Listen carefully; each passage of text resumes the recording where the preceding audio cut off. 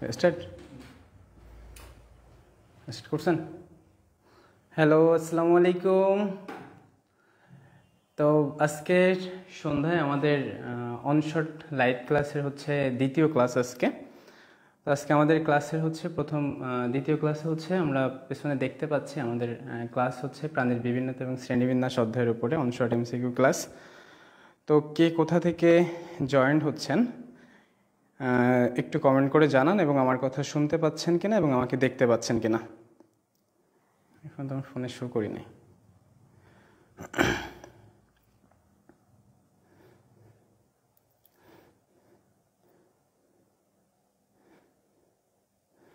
Hello, আসসালামু আলাইকুম। আয়েশা সিদ্দিকা, কে কোথা থেকে দেখছেন এবং আমাকে শুনতে পাচ্ছেন কিনা, আমাকে দেখতে পাচ্ছেন কিনা সম্পূর্ণ। তাহলে আমাকে শুনতে পাইলে আমি হচ্ছে ক্লাস শুরু করব। দেখি সবাই জয়েন হোক।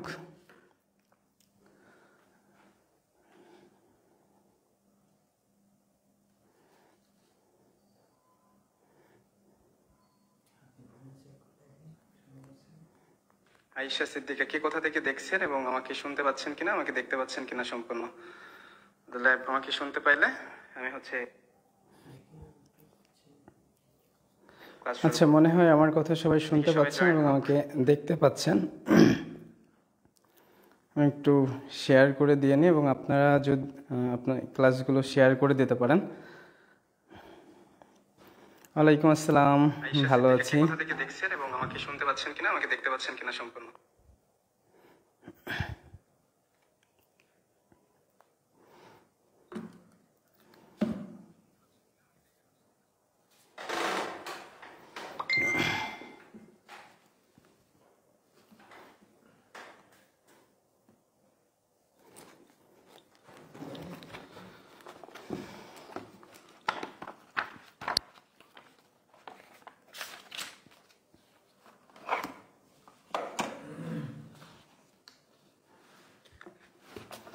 আচ্ছা, সবাই মনে হয় শুনতে পাচ্ছে।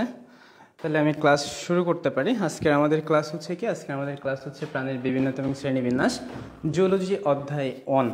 তো এই অধ্যায়ে সবাইকে স্বাগতম, এবং আমি আবারও সবাইকে হচ্ছে যারা দেখছেন তাদের হচ্ছে একটু কমেন্ট করতে বলবো যে কে কোথা থেকে দেখছেন, এবং আপনারা কমেন্ট করলে এবং শেয়ার করলে একটা লাইক দিলে এবং আপনাদের বন্ধুর কাছে পৌঁছাবে। যদি শেয়ার করেন তো তাহলে আপনার বন্ধুরাও দেখতে পাবে, এবং সবার মনে হয় হচ্ছে ইয়ার ফাইনাল পরীক্ষা শুরু হয়ে গেছে এবং এই অধ্যায়টা হয়তোবা পরীক্ষাতে সবার মোটামুটি আছে। তো এই অধ্যায়টা একটু মনে করেন এই অধ্যায়ের এমসিকিউ নিয়ে আমাদের আজকে আলোচনা। এবং আচ্ছা, আমরা পড়াশোনাতে চলে যাই। আমাদের প্রথম অধ্যায়ের আমরা নাম দেখতে পাচ্ছি যে প্রাণীর বিভিন্নতা এবং শ্রেণীবিন্যাস। তো প্রাণীর বিভিন্নতা এবং শ্রেণীবিন্যাসের প্রথম কোশ্চেনটা যদি আমরা দেখি, প্রথম কোশ্চেনটা হচ্ছে কি যে আর্থ্রোপোডা পর্বের প্রাণীতে পাওয়া যায় কোনটি? আর্থ্রোপোডা পর্বের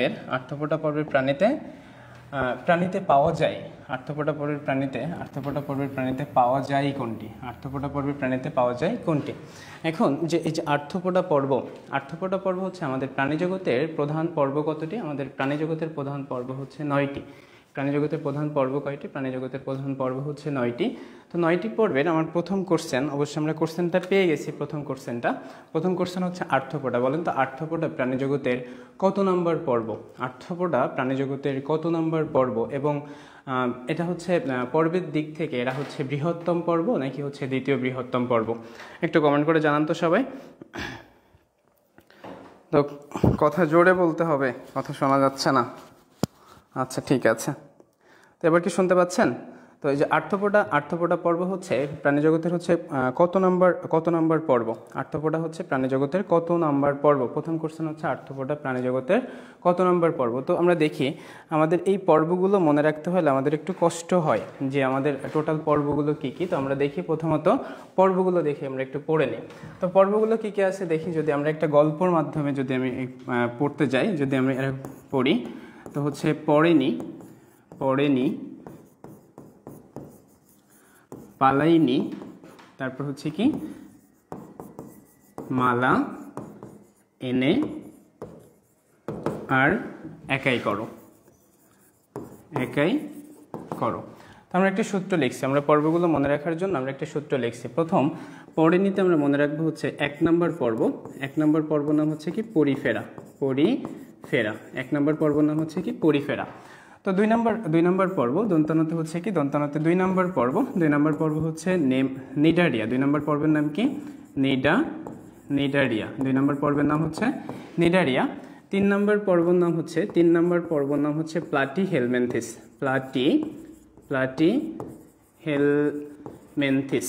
প্লাটিহেলমিনথিস। তারপর হচ্ছে 3 নম্বর পর্ব হচ্ছে প্লাটিহেলমিনথিস। 4 নম্বর পর্ব হচ্ছে নেমাটোডা। 4 নম্বর পর্বের নাম হচ্ছে নেমাটোডা। 5 নম্বর পর্বের নাম কি? 5 নম্বর পর্ব হচ্ছে মলাস্কা। 5 নম্বর পর্বের নাম হচ্ছে মলাস্কা। 5 নম্বর পর্বের নাম কি? মলাস্কা। এতে হচ্ছে কি একাইনোডার্মাটা। পরবর্তী এতে হচ্ছে একাইনোডার্মাটা। আতে হচ্ছে কি আর্থ্রোপোডা। আর্থ্রোপোডা। তারপরে হচ্ছে মালা এনে আর একাইকর। আতে হচ্ছে আর্থ্রোপোডা। এতে হচ্ছে তাহলে কি বললাম হচ্ছে পরিফেরা, নিডারিয়া। তারপর হচ্ছে পথে হচ্ছে প্লাটিহেলমিনথিস। দন্তনতে নেমাটোডা। মলাস্কা। এতে একাইনোডার্মাটা। এখানে অবশ্যই একাইনোডার্মাটা আগে চলে গেছে। এতে হবে হচ্ছে অ্যানিলিডা। আতে আর্থ্রোপোডা। এতে হচ্ছে একাইনোডার্মাটা এবং কতে হচ্ছে করডাটা। করডাটা। এই হচ্ছে টোটাল পর্ব কয়টা? টোটাল সমস্যা হচ্ছে কোথাও?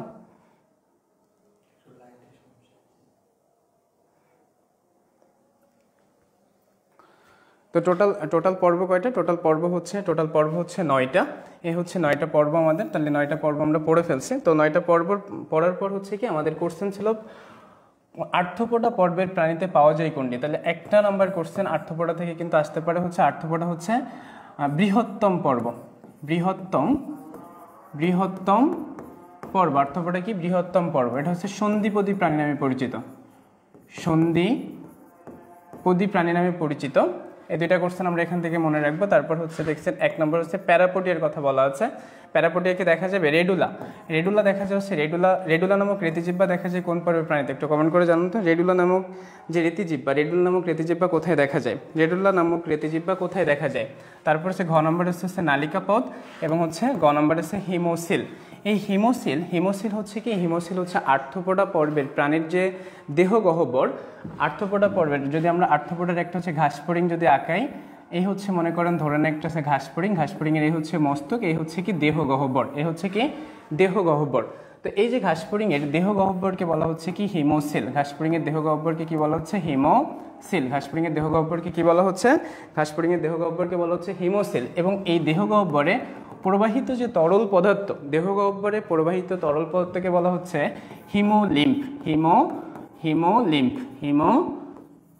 হিমোলিম্ফ বলা হচ্ছে। কি বলা হচ্ছে? হিমোলিম্ফ বলা হচ্ছে। প্রবাহিত তরল পদার্থকে বলা হচ্ছে হিমোলিম্ফ। এবং এই যে দেহ গহ্বরকে 2টা পর্দা দ্বারা পৃথক করা হয়। কয়টা পর্দা দ্বারা পৃথক করা হয়?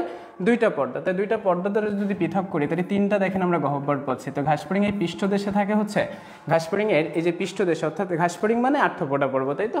তো ঘাসফড়িং মানে যদি আর্থ্রোপোডা পর্ব হয় তাহলে পৃষ্ঠদেশে থাকে কি? পৃষ্ঠদেশে থাকে হচ্ছে হৃৎপিণ্ড। বলেন তো ঘাসফড়িং এর হৃৎপিণ্ড কত প্রকোষ্ঠ বিশিষ্ট? পৃষ্ঠদেশে থাকে হৃৎপিণ্ড।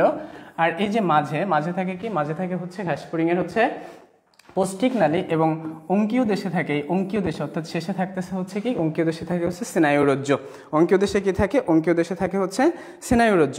তো আমাদের কোশ্চেন ছিল আর্থ্রোপোডা পর্বের প্রাণীতে পাওয়া যায় কি? আর্থ্রোপোডা পর্বের আমরা কিন্তু ব্যাখ্যা সহকারে পড়ে ফেলছি যে হিমোসিল পাওয়া যায়, অর্থাৎ হিমোসিল হচ্ছে দেহ গহ্বর। আর্থ্রোপোডা পর্বের প্রাণীদের যে দেহ গহ্বরের নাম কি? ঘাসফড়িং এর আর্থ্রোপোডা পর্বের যে হচ্ছে আপনার দেহ গহ্বরটার নাম হচ্ছে হিমোসিল।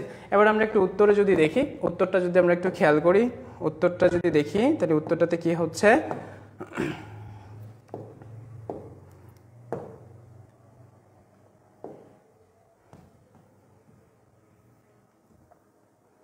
দাদা, রাকিব দাদা,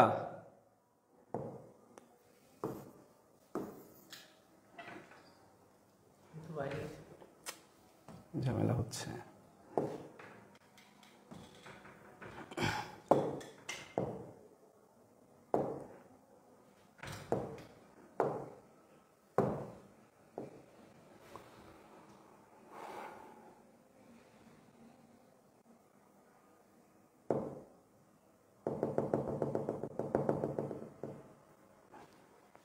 একটু সমস্যা হচ্ছে, আমি আন্তরিকভাবে দুঃখিত।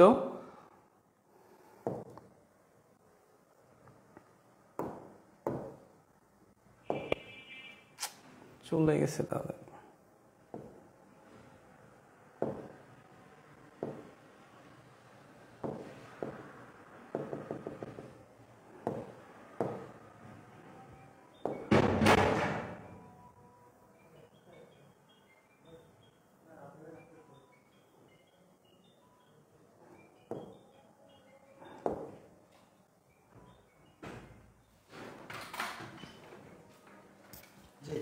আচ্ছা,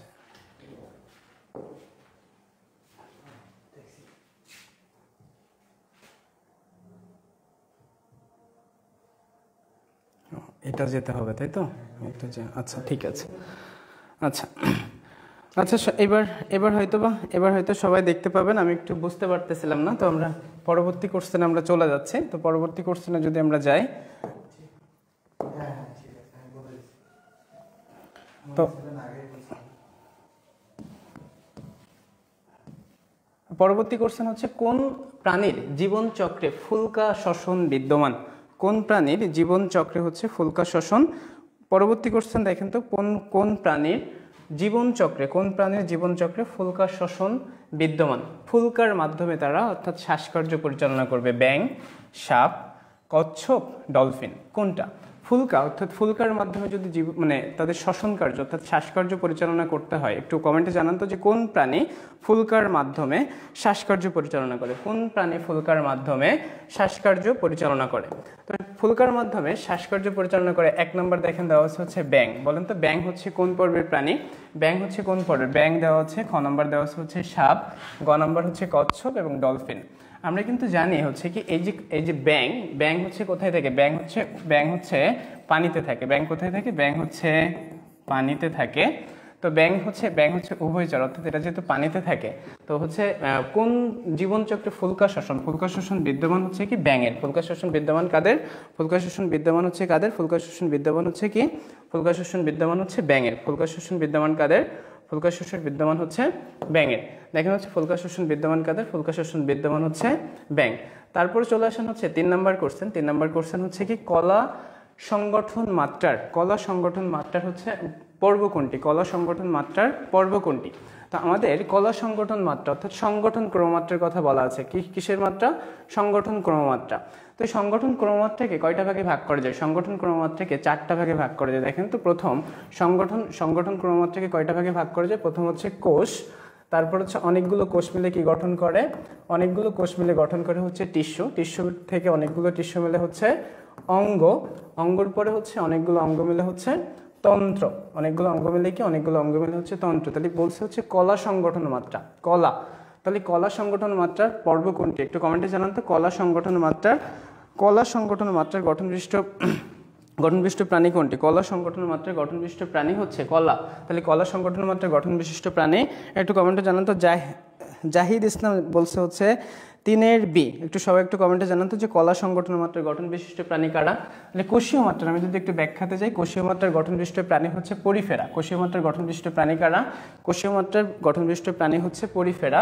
টিস্যু অঙ্গ মাত্রার গঠন বিশিষ্ট হচ্ছে নিডারিয়া। টিস্যু মাত্রার গঠন বিশিষ্ট হচ্ছে নিডারিয়া। এবং অঙ্গমাত্রার গঠন বিশিষ্ট হচ্ছে প্লাটিহেলমিনথেস। এবং অঙ্গ এবং তন্ত্র হচ্ছে কি? নেমাটিয়ানে সর্বপ্রথম দেখা যায়।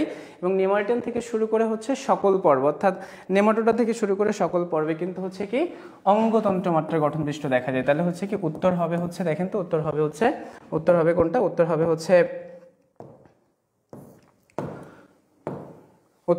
নিডারিয়া। তাহলে হচ্ছে আমরা এটা কিন্তু ব্যাখ্যা সহ পড়ে ফেলছি।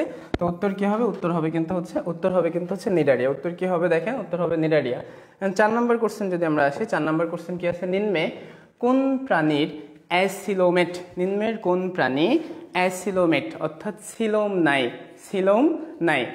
সিলোম জিনিসটা কি? সিলোম জিনিসটা হচ্ছে ত্রিস্তরী প্রাণীর ভ্রূণের মেসোডার্ম থেকে উদ্ভূত পেরিটোনিয়াম ঝিল্লি দ্বারা আবৃত, পেরিটোনিয়াম ঝিল্লি দ্বারা আবৃত গহ্বরকে কি বলা হচ্ছে? সিলোম বলা হচ্ছে। তাহলে ত্রিস্তরী প্রাণীর ভ্রূণের মেসোডার্ম থেকে উৎপন্ন ত্রিস্তরী প্রাণীর ভ্রূণের মেসোডার্ম থেকে উৎপন্ন এবং পেরিটোনিয়াম ঝিল্লি দ্বারা আবৃত যে গহ্বর, পেরিটোনিয়াম ঝিল্লি দ্বারা আবৃত যে গহ্বর তাকে কি বলা হচ্ছে?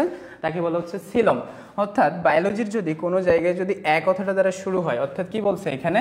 অ্যাসিলোমেট। কি বলছে? অ্যাসিলোমেট, অর্থাৎ কি সিলোম নাই। অ্যাসিলোমেট অর্থাৎ কি সিলোম নাই। এই সিলোম নাই হচ্ছে অর্থাৎ এই সিলোমের উপর ভিত্তি করে তিনটা ভাগে ভাগ করা যায়। সিলোমের উপর ভিত্তি করে কয় ভাগে ভাগ করা যায়?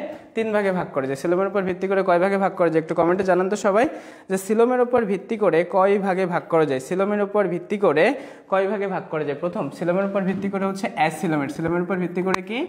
অ্যাসিলোমেট অর্থাৎ কি সিলোম নাই। অ্যাসিলোমেট, তারপর হচ্ছে সুডোসিলোমেট, তারপর হচ্ছে কি সুডোসিলোমেট, সুডোসিলোমেট, তারপর হচ্ছে ইউসিলোমেট, ইউসিলোমেট।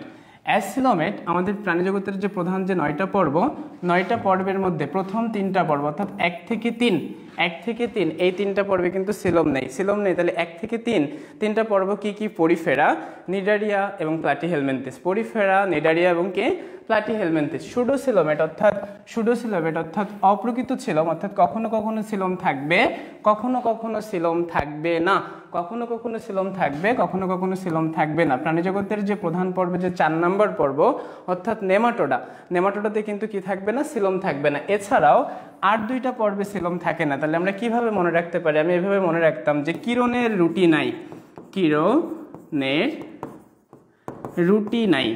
রুটি নেই।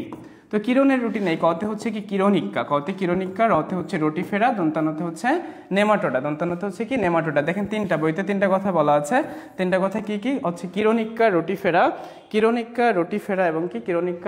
এবং কি আপনার হচ্ছে নেমাটোডা। অর্থাৎ এই 3টা পর্বে কিন্তু হচ্ছে সুডোসিলোমেট, ইউসিলোমেট অর্থাৎ প্রকৃত সিলোম প্রাণীজগতের 5 নম্বর পর্ব থেকে শুরু করে 9 নম্বর।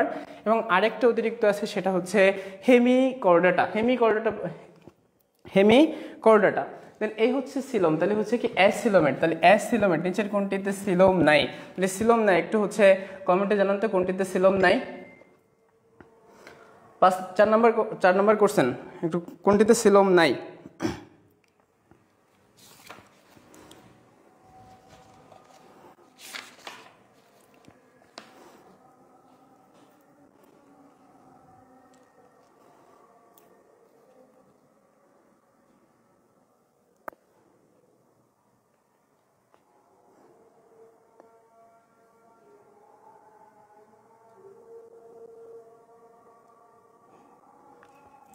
আচ্ছা, তাহলে হচ্ছে কি অ্যাসক্যারিস ল্যাম্বারকোটাস দেওয়া আছে 1 নম্বর কোশ্চেন, টেনিয়াস সোলেনাম দেওয়া আছে, তারপর হচ্ছে কি মেটাপথেরা পোস্ট হিউমা, তারপর হচ্ছে কি জুলিয়াস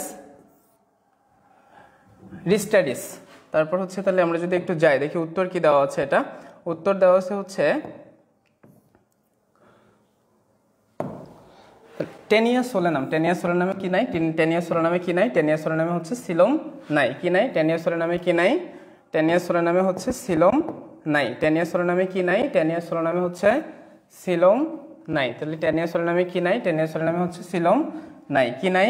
সিলোম নাই। উত্তর কি? টেনিয়াস সোলেনাম। তারপরে চলে আসেন যদি পরবর্তী কোশ্চেন যদি যাই, পরবর্তী কোশ্চেন হচ্ছে কি? পরবর্তী কোশ্চেন পেইন দিচ্ছে আজকে।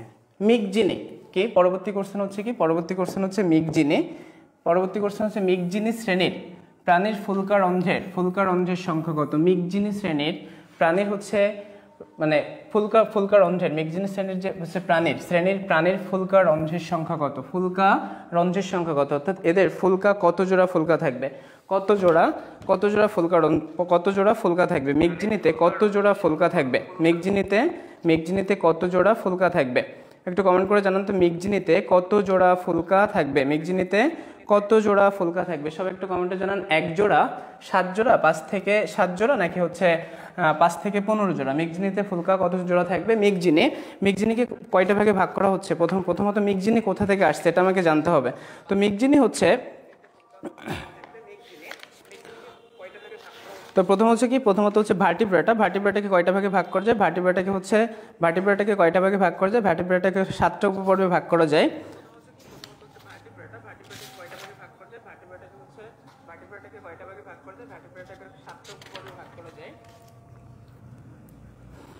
আচ্ছা, তো ভার্টিব্রেটা হচ্ছে এখানে মিগজিনের যে হচ্ছে ফুলকারন্ধ্র, মিগজিনের ফুলকারন্ধ্রের সংখ্যা কত? কোশ্চেন হচ্ছে কি মিগজিনের ফুলকারন্ধ্রের সংখ্যা কত, 1 জোড়া, 7 জোড়া, নাকি হচ্ছে 5 থেকে 7 জোড়া, নাকি 5 থেকে 15 জোড়া? অবশ্যই মিগজিনের হচ্ছে ফুলকারন্ধ্রের সংখ্যা হচ্ছে, মিগজিনের ফুলকারন্ধ্রের সংখ্যা কত? মিগজিনের ফুলকারন্ধ্রের সংখ্যা হচ্ছে 5 থেকে 15 জোড়া। 5 থেকে কত জোড়া? মিগজিনের ফুলকারন্ধ্রের সংখ্যা হচ্ছে 5 থেকে 15 জোড়া। তো ভার্টিব্রেটাকে প্রথমত কয়টা ভাগে ভাগ করা যায়? এই যে ভার্টিব্রেটা অর্থাৎ মিগজিনের যে ফুলকারন্ধ্র, এটা হচ্ছে ভার্টিব্রেটা থেকে আসছে। তো ভার্টিব্রেটাকে বেসিক্যালি 2টা ভাগে ভাগ করা যায়। কয়টা ভাগে ভাগ করা যায়? 2টা ভাগে ভাগ করা যায়। একটা হচ্ছে সাইক্লোস্টোমাটা আর একটা হচ্ছে ন্যাথেস্টোমাটা। একটা হচ্ছে সাইক্লোস্টোমাটা এবং একটা হচ্ছে ন্যাথেস্টোমাটা। তো সাইক্লোস্টোমাটাকে আবার 2টা ভাগে ভাগ করা যায়। সাইক্লোস্টোমাটাকে কয়টা ভাগে ভাগ করা যায়? 2টা ভাগে ভাগ করা যায়।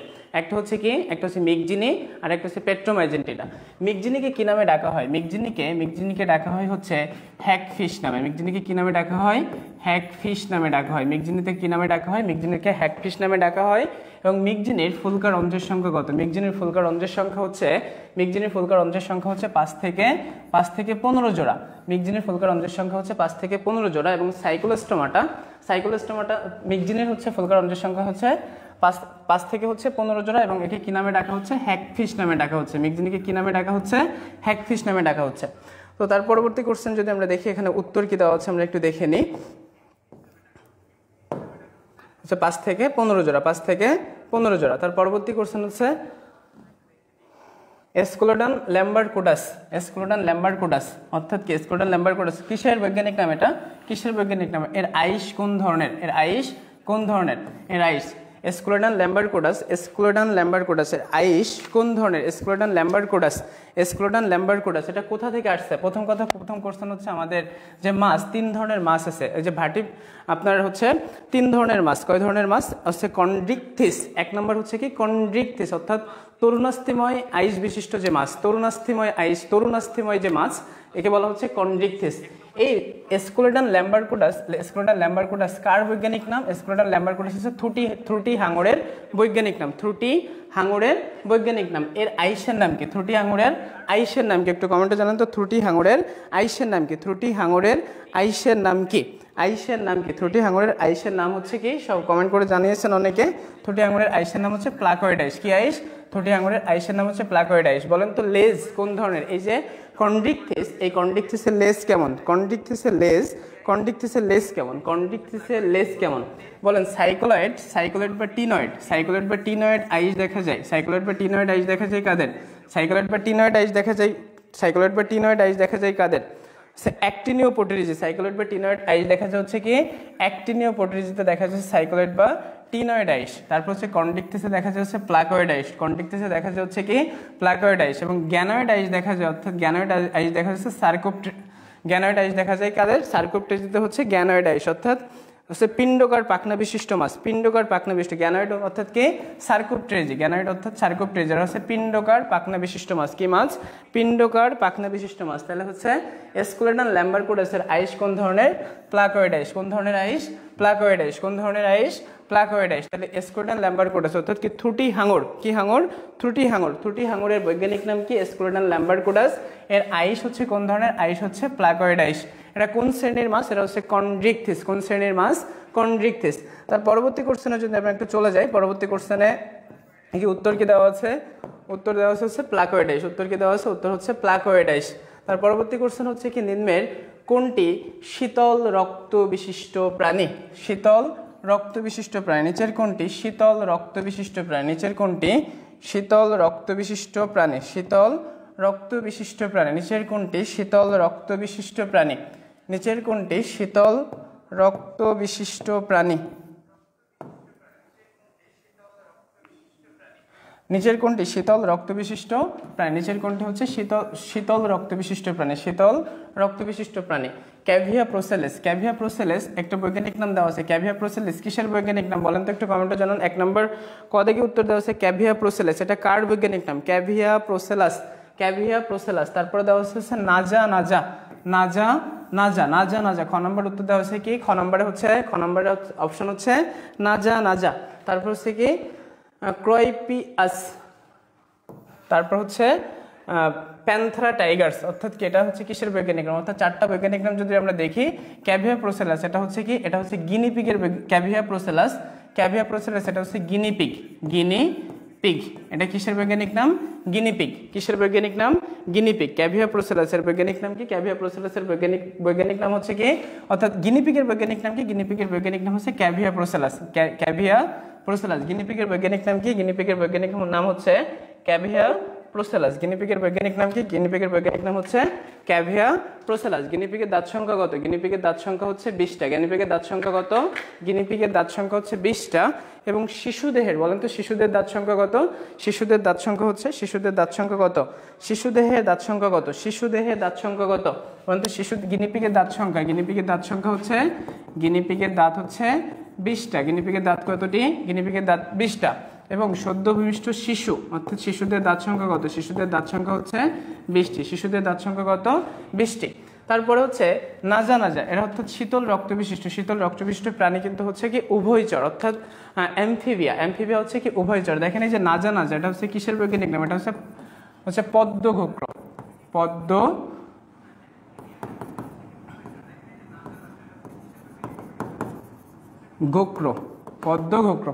বৈজ্ঞানিক নাম হচ্ছে কি নাজা নাজা, পদ্মঘোক্র বৈজ্ঞানিক নাম কি নাজা নাজা। তাহলে এইটা, এই যে এই সাপ কিন্তু হচ্ছে কি উভয়চর, সাপ কেমন, সাপ হচ্ছে উভয়চর। তো এই হচ্ছে আপনার উত্তর কি হবে তাহলে, শীতল রক্তবিশিষ্ট প্রাণী, শীতল রক্তবিশিষ্ট প্রাণী হচ্ছে কি, শীতল রক্তবিশিষ্ট প্রাণী হচ্ছে নাজা নাজা। শীতল রক্তবিশিষ্ট প্রাণী কি, শীতল রক্তবিশিষ্ট প্রাণী হচ্ছে নাজা নাজা। তার পরবর্তী কোশ্চেনে যদি আমরা চলে যাই, পরবর্তী কোশ্চেন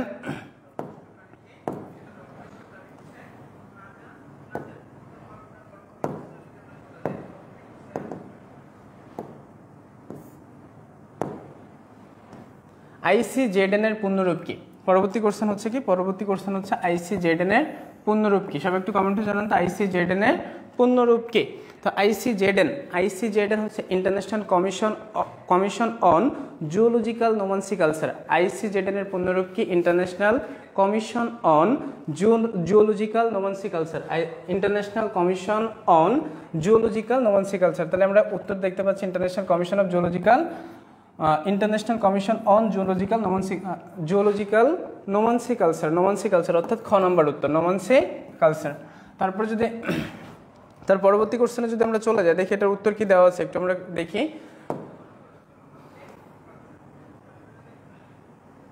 আচ্ছা, এটা উত্তর মেবি হচ্ছে ভুল দেওয়া আছে, উত্তর ভুল দেওয়া আছে। তার পরবর্তী একাইনোডার্মাটা পর্বের বৈশিষ্ট্য কোনটি, একাইনোডার্মাটা পর্বের বৈশিষ্ট্য কোনটি। 9 নম্বর কোশ্চেন কি, একাইনোডার্মাটা পর্বের বৈশিষ্ট্য, একাইনোডার্মাটা পর্বের বৈশিষ্ট্য কোনটি। কমেন্টে জানান তো যে একাইনোডার্মাটা কোন পর্বের প্রাণী। প্রথম কোশ্চেন হচ্ছে যে একাইনোডার্মাটার যে পর্ব, ভুল হয়েছে, যে একাইনোডার্মাটা কত নাম্বার পর্ব, একাইনোডার্মাটা কত নাম্বার পর্ব, প্রাণী জগতের যে প্রধান পর্ব, এই প্রধান পর্বের মধ্যে একাইনোডার্মাটা কত নাম্বার পর্ব, একাইনোডার্মাটা কত নাম্বার পর্ব। একাইনোডার্মাটা কত নম্বর পর্ব, একাইনোডার্মাটা হচ্ছে প্রাণী জগতের 8 নম্বর পর্ব। কত নম্বর পর্ব, 8 নম্বর পর্ব। কত নম্বর পর্ব, 8 নম্বর পর্ব। একাইনোডার্মাটাকে একটা নামে ডাকা হয়, একাইনোডার্মাটাকে একটা নামে ডাকা হয়, কি বলেন তো, একাইনোডার্মাটাকে কি নামে ডাকা হয়, এটা কণ্টকত্বক প্রাণী, কণ্টকত্বক প্রাণী, কণ্টকত্বক প্রাণী। একাইনোডার্মাটা কি নামে পরিচিত, কণ্টকত্বক প্রাণী। একাইনোডার্মাটা কি নামে পরিচিত, কণ্টকত্বক প্রাণী। তো একাইনোডার্মাটা কণ্টকত্বক প্রাণী। একাইনোডার্মাটার যে সকল পর্ব, অর্থাৎ একাইনোডার্মাটার সকল প্রাণী কিন্তু সামুদ্রিক। একাইনোডার্মাটার কি সকল প্রাণী সামুদ্রিক।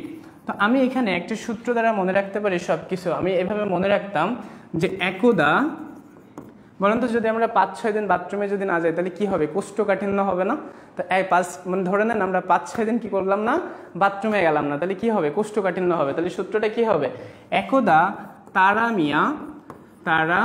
মিয়া 5 দিন ধরে বাথরুমে যায় নাই, বাথরুমে যায়নি। একদা তারা মিয়া 5 দিন ধরে বাথরুমে যায় নাই। এতে হচ্ছে কি, এতে হচ্ছে একাইনোডার্মাটা। একদা তারামিয়া এই পর্বের দেখেন তারা মাছ একটা উদাহরণ দেওয়া আছে। 5তে মনে রাখবো কি 5টি অ্যাম্ব্রোকাল খাদ দেখা যাবে এবং পঞ্চ অরীয় প্রতিসম্য কি 5টি অ্যাম্ব্রোকাল খাদ দেখা যাবে, পঞ্চ অরীয় প্রতিসম্য। এদের দন্তান্তে মনে রাখবো এদের নালিকা পথ দেখা যায়, কি দেখা যায় নালী পথ দেখা যায়। তারপরে হচ্ছে এদের কি দেখা যায় নালীপথ দেখা যায়। এদের সকল প্রাণী কি এদের সকল প্রাণী কিন্তু হচ্ছে সামুদ্রিক। সকল প্রাণী কেমন, সকল প্রাণী হচ্ছে সামুদ্রিক। সকল প্রাণী কি, সকল প্রাণী হচ্ছে সামুদ্রিক। সকল প্রাণী কি, সকল প্রাণী হচ্ছে সামুদ্রিক। তাহলে আমরা যদি একটু বৈশিষ্ট্য দেখে আসি যে ক নম্বর কি বলছে, ক নম্বর হচ্ছে রেচনাঙ্গ নেফ্রিডিয়া, কখনোই না রেচনাঙ্গ নেফ্রিডিয়া না। কাঁটাযুক্ত ত্বক, তাহলে কিন্তু আমরা প্রথম দেখছি যে একাইনোডার্মাটার আরেকটা নামে ডাকা হয়েছে, নামটা কি কাঁটাযুক্ত ত্বক। কি নামে ডাকা হয় কাঁটাযুক্ত ত্বক, অর্থাৎ এটা কণ্টক ত্বক প্রাণী। কি নামে ডাকা হয় কাঁটাযুক্ত পদ। সবাই একটু কমেন্টে জানান তো যে হচ্ছে এটার উত্তর কি হবে। আমরা অবশ্যই বলে ফেলছি, বলে ফেলার পরে যে সকল পর্বেই সামুদ্রিক কোন প্রাণী, সকল পর্বেই সামুদ্রিক কোন পর্ব, সকল পর্বই সামুদ্রিক কোন পর্বের প্রাণী, এটা সকল পর্ব সেটা কোনটা, সকল প্রাণী যে সামুদ্রিক এটা কোন পর্বের প্রাণী হবে,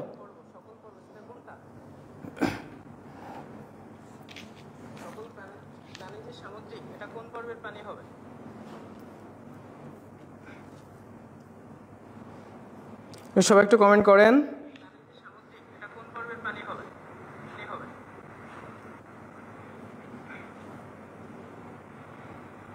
সবাই একটু কমেন্ট করেন।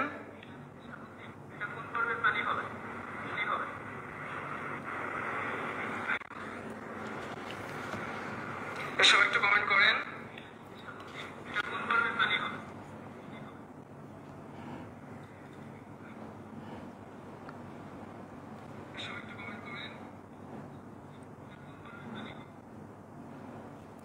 আচ্ছা, আমরা তার পরবর্তী কোশ্চেনে যদি চলে যাই, দেখি এখানে ঘদাগের একটা কথা বলা আছে যে কোয়ানোসাইট নামক কোষ বিদ্যমান। এই কোয়ানোসাইট নামক কোষ বিদ্যমান কোন পর্বের প্রাণীতে বলেন তো একটু। কোয়ানোসাইট কোষ বিদ্যমান কোন পর্বের প্রাণীতে। কোয়ানোসাইট কোষ দেখা যায় কিন্তু হচ্ছে কোথায়, পরিফেরাতে। কোয়ানোসাইট নামক কোষ দেখা যাচ্ছে পরিফেরাতে দেখা যায়। তারপর হচ্ছে হিমোসিল, আমরা প্রথম কোশ্চেনটা পড়ে আসছিলাম আজকে। হিমোসিল কোথায় দেখা যায়, হিমোসিল কিন্তু দেখা যায় হচ্ছে কোথায়, আর্থ্রোপোডাতে। হিমোসিল কোথায় দেখা যায়, আর্থ্রোপোডাতে দেখা যাচ্ছে কি হিমোসিল দেখা যায়। রেচনাঙ্গ নেফ্রিডিয়া কাদের বলেন তো একটু কমেন্টে জানান তো যে রেচনাঙ্গ নেফ্রিডিয়া কাদের, রেচনাঙ্গ নেফ্রিডিয়া কাদের,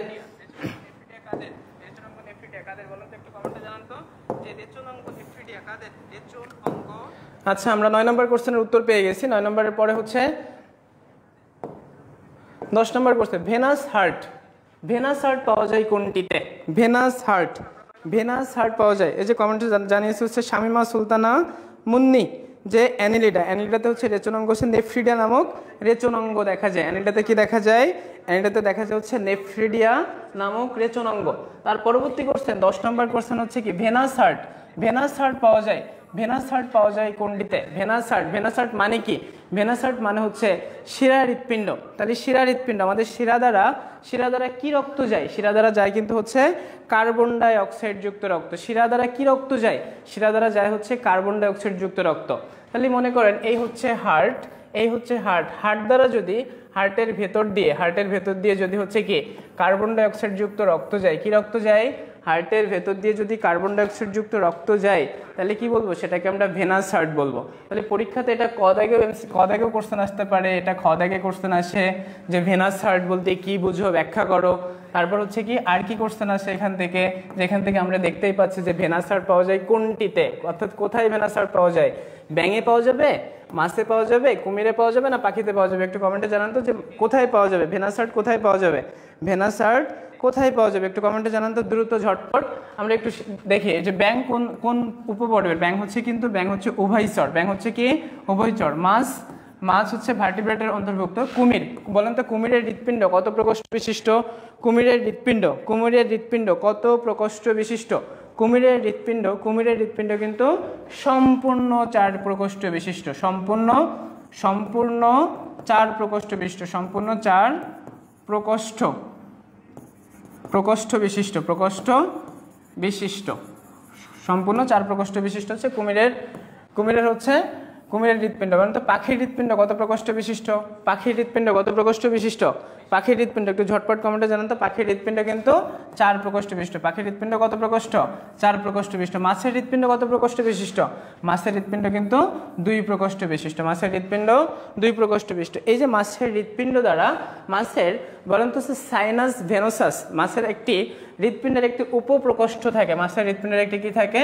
উপপ্রকোষ্ঠ থাকে। মাছের হৃৎপিণ্ডের একটি উপপ্রকোষ্ঠ থাকে। মাছের হৃৎপিণ্ডের কি থাকে? আমি চিত্র খুব সুন্দর আঁকাই। তো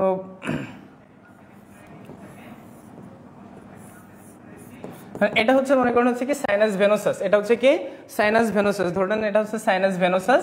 সাইনাস ভেনোসাস থেকে এই হচ্ছে কি, এই হচ্ছে অ্যাট্রিয়াম, এই হচ্ছে কি অ্যাট্রিয়াম, এই হচ্ছে ভেন্ট্রিকল, এই হচ্ছে ভেন্ট্রিকল, এই হচ্ছে কি বাল্বস অ্যাওর্টিরিওসাস, বাল্বস অ্যাওর্টিরিওসাস অর্থাৎ হৃৎপিণ্ডের একটা উপপ্রকোষ্ঠ আছে। মাছের হৃৎপিণ্ডের একটা উপপ্রকোষ্ঠ, সেই উপপ্রকোষ্ঠের নাম কি? সেই উপপ্রকোষ্ঠের নাম হচ্ছে সাইনাস ভেনোসাসের পরবর্তীতে হচ্ছে অ্যাট্রিয়াম। অ্যাট্রিয়াম থেকে রক্ত যায় হচ্ছে ভেন্ট্রিকলে। অ্যাট্রিয়াম থেকে কোথায় রক্ত যায়? অ্যাট্রিয়াম থেকে রক্ত যায় হচ্ছে ভেন্ট্রিকলে। ভেন্ট্রিকল থেকে বাল্বস অ্যাওর্টিরিওসাসের মাধ্যমে রক্ত চলে যায় কিন্তু কোথায়? রক্ত চলে যায় হচ্ছে ফুলকাতে চলে যায়। রক্ত কোথায় চলে যায়? রক্ত চলে যায় হচ্ছে কিন্তু ফুলকাতে। তাহলে এই যে মাছের যে হৃৎপিণ্ড, মাছের হৃৎপিণ্ড কত প্রকোষ্ঠ বিশিষ্ট? মাছের হৃৎপিণ্ড কিন্তু 2 প্রকোষ্ঠ বিশিষ্ট, 2 প্রকোষ্ঠ বিশিষ্ট। একটা উপপ্রকোষ্ঠ থাকে মাছের হৃৎপিণ্ডের। উপপ্রকোষ্ঠের নাম কি? একটা মাছের হৃৎপিণ্ডের একটা উপপ্রকোষ্ঠ থাকে, উপপ্রকোষ্ঠের নাম কি? Sinus venosus. তাহলে আমরা উপপ্রকোষ্ঠের নাম কি? Sinus venosus. কোর্সেন কি? ভেনাস হার্ট অর্থাৎ শিরা হৃৎপিণ্ড। এই শিরা হৃৎপিণ্ড কিন্তু পাওয়া যাচ্ছে কোথায়? মাছে। কেন? এই যে উপপ্রকোষ্ঠ অর্থাৎ সাইনাস ভেনোসাসে 2টা শিরার মধ্য দিয়ে রক্ত ঢোকে। সেই শিরাটার নাম হচ্ছে ডাক্টাস কুয়েবি। ডাক্টাস কুয়েবি থেকে আসে কিন্তু হচ্ছে কার্বন ডাইঅক্সাইড সমৃদ্ধ রক্ত। ডাক্টাস কুয়েবি থেকে হচ্ছে এই যে উপপ্রকোষ্ঠ অর্থাৎ সাইনাস ভেনোসাসে কিন্তু কার্বন ডাইঅক্সাইড সমৃদ্ধ রক্ত আছে। কার্বন ডাইঅক্সাইড সমৃদ্ধ রক্ত তারপরে চলে যায় হচ্ছে অ্যাট্রিয়ামে, অ্যাট্রিয়াম থেকে যায় ভেন্ট্রিকলে, ভেন্ট্রিকল থেকে বাল্বস অ্যাওর্টিরিওসাসের মাধ্যমে রক্ত কোথায় চলে যাচ্ছে? রক্ত চলে যায় কিন্তু ফুলকাতে। এই জন্য বলা হচ্ছে যে ভেনাস হার্ট। কারণ কি? শিরা হৃৎপিণ্ড অর্থাৎ কি কার্বন ডাইঅক্সাইড সমৃদ্ধ রক্ত কিন্তু যাচ্ছে। এই জন্য কিন্তু কি বলা হচ্ছে? Venous heart. ভেনাস হার্ট পাওয়া যায় কোথায়? মাছে পাওয়া যায়। ভেনাস হার্ট কোথায় পাওয়া যায়? ভেনাস হার্ট পাওয়া যায় হচ্ছে কিন্তু মাছে। ভেনাস হার্ট কোথায় পাওয়া যায়? ভেনাস হার্ট পাওয়া যায় কিন্তু হচ্ছে মাছে।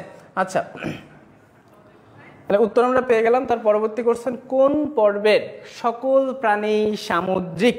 আমরা এই কোশ্চেনটা পড়ে আসছি, সবাই একটু কমেন্টে জানান তো যে কোন পর্বের সকল প্রাণী সামুদ্রিক? কোন পর্বের সকল প্রাণী সামুদ্রিক?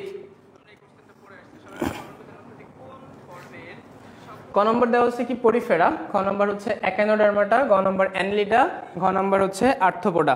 কোন পর্বের সকল প্রাণী সামুদ্রিক? একাইনোডার্মাটা। আচ্ছা, আমরা উত্তর পেয়ে গেছি একাইনোডার্মাটা। বলুন তো একাইনোডার্মাটা কি নামে পরিচিত? একাইনোডার্মাটার একটা নাম আছে আর একটা ভিন্ন নাম আছে, তো কি নামে ডাকা যায়? এরা হচ্ছে কিন্তু কণ্টকত্বক প্রাণী নামে পরিচিত। তাহলে এরা হচ্ছে কণ্টকত্বক প্রাণী,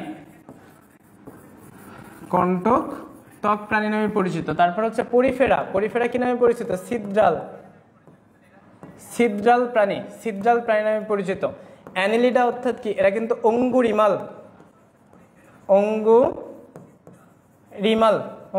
আর্থ্রোপোডা হচ্ছে সন্ধিপদী। আর্থ্রোপোডা কি? আর্থ্রোপোডা হচ্ছে সন্ধিপদী। তাহলে হচ্ছে পরিফেরা একটা নাম আছে, এটা ছিদ্রাল প্রাণী নামে পরিচিত। একাইনোডার্মাটা কণ্টকত্বক প্রাণী নামে পরিচিত। অ্যানেলিডা হচ্ছে অঙ্গুরিমাল প্রাণী নামে পরিচিত। আর্থ্রোপোডা হচ্ছে সন্ধিপদী প্রাণী নামে পরিচিত। আর্থ্রোপোডা কি নামে পরিচিত? সন্ধিপদী। এবার বলেন তো যে পরিফেরা তো ছিদ্রাল প্রাণী নামে পরিচিত, এদের যে ছিদ্র, এই ছিদ্রটার নাম কি? এদের যে ছিদ্র, এই ছিদ্রটার নাম কি?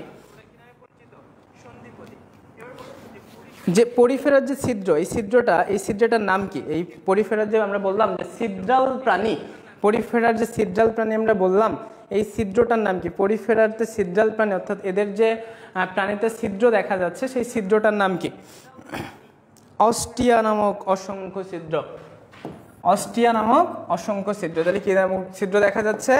অস্টিয়া নামক অসংখ্য ছিদ্র দেখা যাচ্ছে। কি নামক ছিদ্র দেখা যাচ্ছে? অস্টিয়া নামক অসংখ্য ছিদ্র দেখা যাচ্ছে। কি ছিদ্র দেখা যাচ্ছে? অস্টিয়া নামক অসংখ্য ছিদ্র দেখা যাচ্ছে। কোনটি মলাস্কার বৈশিষ্ট্য? কোনটি মলাস্কার বৈশিষ্ট্য? অর্থাৎ মলাস্কার বৈশিষ্ট্যগুলো এগুলো কিন্তু সিকিউতে কোশ্চেন আসে যে মলাস্কার বৈশিষ্ট্যগুলো ব্যাখ্যা করো। মলাস্কার বৈশিষ্ট্য কোশ্চেন দেওয়া আছে, কোশ্চেনে যে কোনো একটা প্রাণীর আর কি নাম দেওয়া আছে, মলাস্কার বৈশিষ্ট্যগুলো লিখতে বলবে। আমরা যদি একটু মলাস্কার বৈশিষ্ট্যগুলো পড়তে চাই, আমরা একটা সূত্র যদি দিই, মোল্লা মেন্টাল, মোল্লা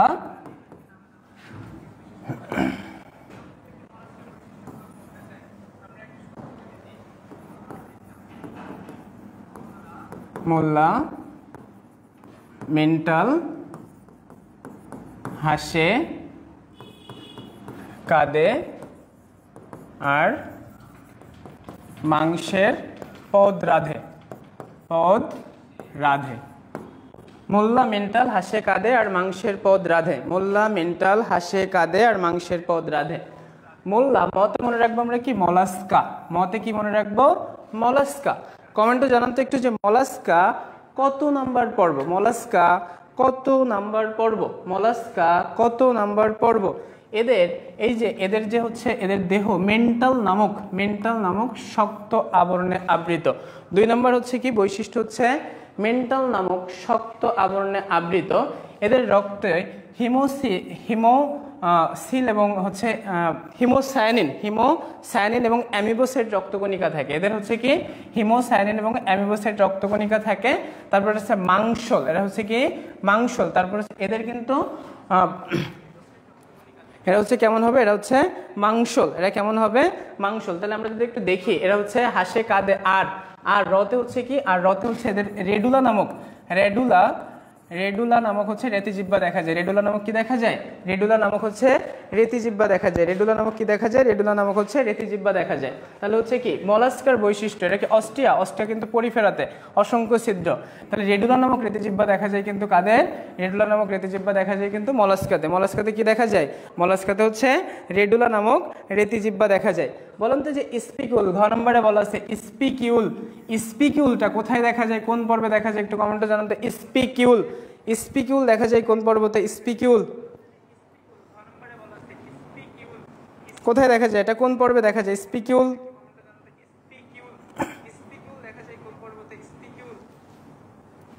পরিফেরাতে। গুড, পরিফেরাতে দেখা যাচ্ছে স্পিকিউল দেখা যাচ্ছে। পরিফেরাতে কি দেখা যাচ্ছে? স্পিকিউল দেখা যাচ্ছে। তার পরবর্তী কোশ্চেনে যদি আমরা চলে যাই, তাহলে রেডুলা নামক রেতিজিহ্বা চলে গেল। দেন পরবর্তী কোশ্চেন হচ্ছে সিলোমহীন পর্ব কোনটি? সিলোমহীন পর্ব কোনটি? Nematoda, Annelida, Platyhelminthes, Chordata. সিলোমহীন পর্ব কোনটি? সিলোমহীন পর্ব কোনটি?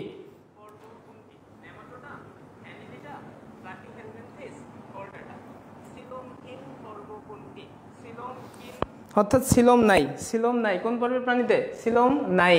অর্থাৎ কি সিলোমের উপর ভিত্তি করে আমরা কিন্তু প্রথমে এটার ব্যাখ্যা পড়ে আসছি। সিলোম নাই কোন পর্বের প্রাণীতে? সিলোম নাই। অর্থাৎ সিলোমহীন পর্ব। কি পর্ব? সিলোমহীন পর্ব। অর্থাৎ সিলোমহীন পর্ব কিন্তু আমরা পড়ে আসছি প্রথম 3টা পর্ব, অর্থাৎ 1 থেকে শুরু করে 3 নম্বর পর্ব, অর্থাৎ পরিফেরাতে সিলোম নাই। তারপরে কিসে নাই? নিডারিয়াতে নাই এবং প্লাটিহেলমিনথেস। পরিফেরাতে সিলোম নাই, নিডারিয়াতে নাই এবং প্লাটিহেলমিনথেস, এই 3টা পর্বে কিন্তু সিলোম নাই। তাহলে আমরা গদাকে পাচ্ছি কি? প্লাটিহেলমিনথেস। প্লাটিহেলমিনথেসে কিন্তু কি নাই? প্লাটিহেলমিনথেসে কিন্তু সিলোম নাই। প্লাটিহেলমিনথেসে কি নাই? প্লাটিহেলমিনথেসে কিন্তু সিলোম নাই। প্লাটিহেলমিনথেসে কি নাই? প্লাটিহেলমিনথেসে কিন্তু সিলোম নাই। তার পরবর্তী কোশ্চেনে যদি আমরা চলে যাই, পরবর্তী কোশ্চেন দেখি আমরা, উত্তরটা একটু দেখে নিই। উত্তর হচ্ছে কি প্লাটিহেলমিনথেস। তার পরবর্তী কোশ্চেন হচ্ছে কি কোন পর্বের প্রাণীতে শিখা কোষ দেখা যায়? অনেক গুরুত্বপূর্ণ একটা এমসিকিউ। কোন পর্বের প্রাণীতে শিখা কোষ বা ফ্লেম সেল দেখা যায়? কমেন্টে জানান তো একটু।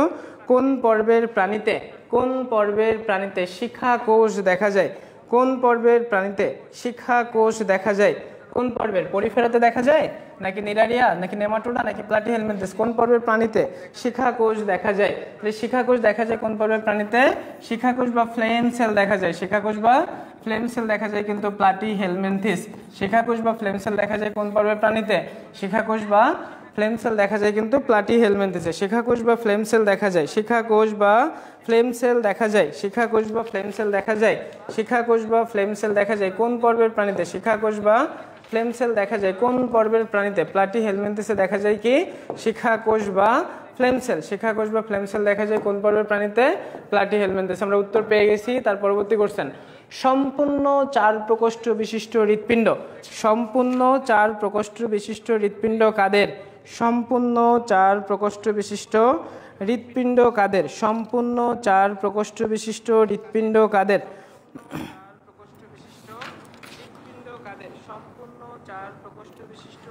কুমিরের, টিকটিকির, কচ্ছপের নাকি সাপের? সম্পূর্ণ 4 প্রকোষ্ঠ বিশিষ্ট হৃৎপিণ্ড কাদের? সম্পূর্ণ 4 প্রকোষ্ঠ বিশিষ্ট। এরা প্রথমত হচ্ছে কি, এরা কোন ক্লাসের অন্তর্ভুক্ত? এরা কোন ক্লাসের অন্তর্ভুক্ত? এরা হচ্ছে কিন্তু এরা হচ্ছে কি, এরা রেপটিলার অন্তর্ভুক্ত। তো রেপটিলার কিন্তু বৈশিষ্ট্যতে কি? রেপটিলার বলেন তো যে এদের অগ্রপদ এবং পশ্চাৎ পদে সবার কিন্তু 5টা করে আঙুল থাকে, কিন্তু হচ্ছে উভয়চরে কি? উভয়চরে কিন্তু অগ্রপদে 4টি এবং পশ্চাৎপদে 5টি, নখরবিহীন। আর এক্ষেত্রে কিন্তু নখরযুক্ত আঙুল থাকবে। কি থাকবে? নখরযুক্ত কিন্তু আঙুল থাকে। ব্যতিক্রম কি? ব্যতিক্রম কিন্তু সাপের কিন্তু হচ্ছে কি, সাপের কিন্তু নখর মানে অর্থাৎ কি, এদের কিন্তু সাপের কিন্তু পা থাকে না। সাপের কিন্তু কি থাকে না? সাপের কিন্তু পা থাকে না।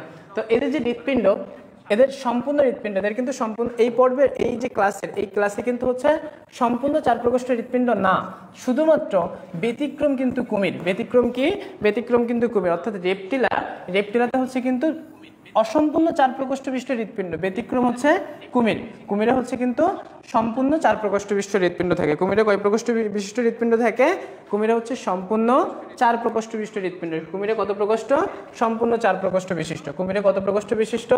সম্পূর্ণ 4 প্রকোষ্ঠ বিশিষ্ট। সম্পূর্ণ, এই যে সাপ আছে, সাপও কিন্তু সাপ কিন্তু সম্পূর্ণ 4 প্রকোষ্ঠ বিশিষ্ট না, সম্পূর্ণ কিন্তু 4 প্রকোষ্ঠ বিশিষ্ট না।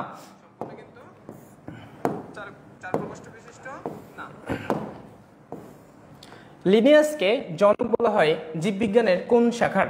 লিনিয়াসকে, পরবর্তী কোশ্চেন হচ্ছে 16 নম্বর কোশ্চেন, লিনিয়াসকে জনক বলা হয় কোন শাখাটির? কোন শাখাটির জনক বলা হয়? লিনিয়াসকে জনক বলা হয় কোন শাখাটির? জেনেটিক্সের, শ্রেণীবিন্যাস বা ট্যাক্সোনমির, প্রাণীবিদ্যার নাকি উদ্ভিদবিদ্যার?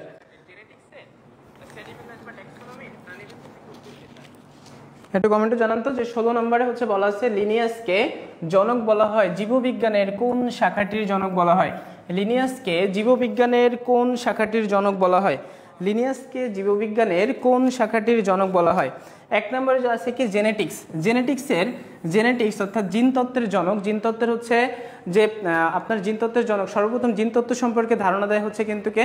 সর্বপ্রথম জিনতত্ত্ব সম্পর্কে ধারণা দেয় কিন্তু হচ্ছে উইলিয়াম বেটসন, সর্বপ্রথম, অর্থাৎ উইলিয়াম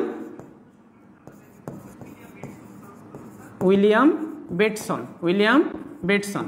কিন্তু তার পরবর্তীতে অর্থাৎ আধুনিক যে জেনেটিক্স সম্পর্কিত ব্যাখ্যা দিয়েছে কিন্তু হচ্ছে কি স্যার গ্রেগর জোহান ম্যান্ডেল। আধুনিক কিন্তু হচ্ছে গ্রেগর জোহান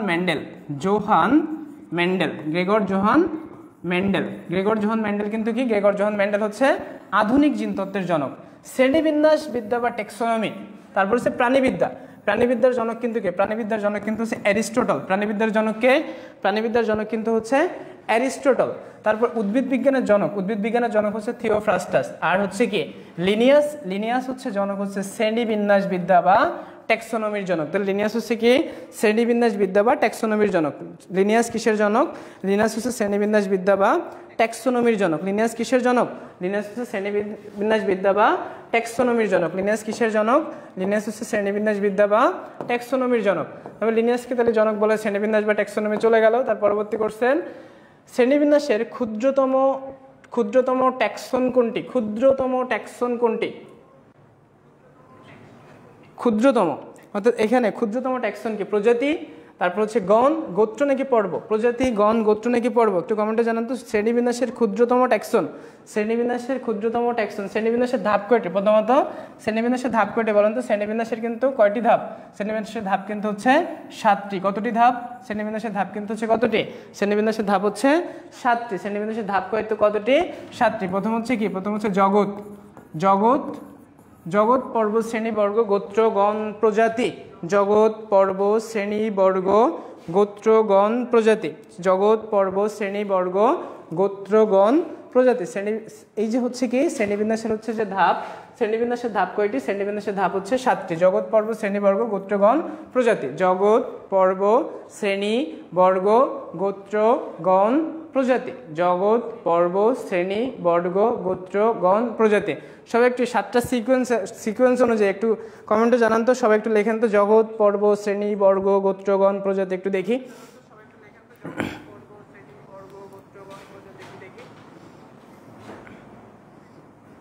আজকে ক্লাসে কমেন্ট অনেক কম, সবার একটু সাপোর্ট চাই বেশি বেশি।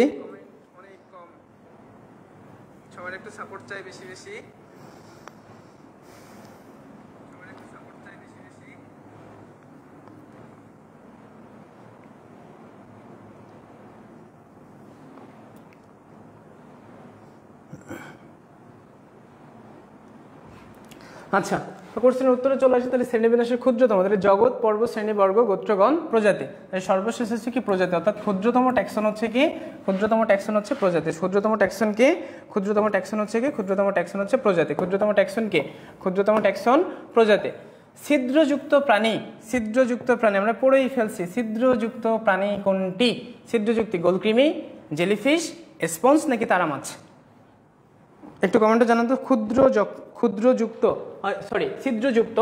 ছিদ্রযুক্ত হচ্ছে প্রাণী কোনটি? ছিদ্রযুক্ত প্রাণী কোনটি? গোলকৃমি, জেলিফিশ, স্পঞ্জ নাকি তারা মাছ? ছিদ্রযুক্ত প্রাণী হচ্ছে স্পঞ্জ। স্পঞ্জ কোন পর্বের প্রাণী? স্পঞ্জ হচ্ছে পরিফেরা। পরিফেরাকে কি বলা হয়? পরিফেরাকে ছিদ্রাল প্রাণী বলা হয়। পরিফেরাকে কি বলা হয়? পরিফেরাকে ছিদ্রাল প্রাণী বলা হয়। তাহলে হচ্ছে স্পঞ্জ। স্পঞ্জ হচ্ছে পরিফেরা পর্বের। কোন পর্বের? পরিফেরা। তাহলে ছিদ্রযুক্ত প্রাণী হচ্ছে পরিফেরা। ছিদ্রযুক্ত প্রাণী কোনটি? পরিফেরা। তাহলে পরিফেরার প্রাণীর উদাহরণ কি আছে? স্পঞ্জ আছে। স্পঞ্জ হচ্ছে কি? স্পঞ্জ হচ্ছে ছিদ্রযুক্ত প্রাণীর উদাহরণ। স্পঞ্জ কি? স্পঞ্জ হচ্ছে ছিদ্রযুক্ত প্রাণীর উদাহরণ। স্পঞ্জ কিসের উদাহরণ? স্পঞ্জ হচ্ছে ছিদ্রযুক্ত প্রাণীর উদাহরণ। তার পরবর্তী কোশ্চেনে যদি আমরা একটু যাই, পরবর্তী কোশ্চেন কি দেওয়া আছে আমরা একটু দেখি। পরবর্তী কোশ্চেন, স্পঞ্জ চলে গেল।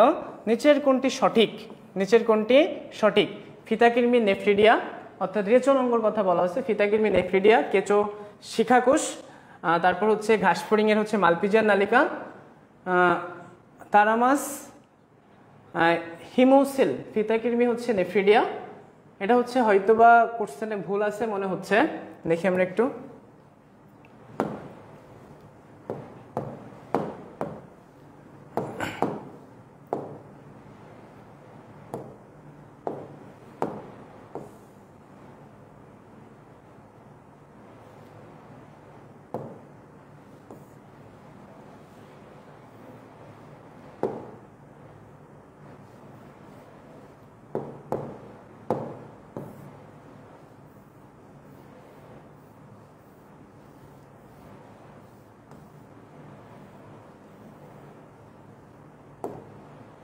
নিচের কোনটি সঠিক? ফিতাকৃমি, কেঁচো। কেঁচো হচ্ছে কেঁচো।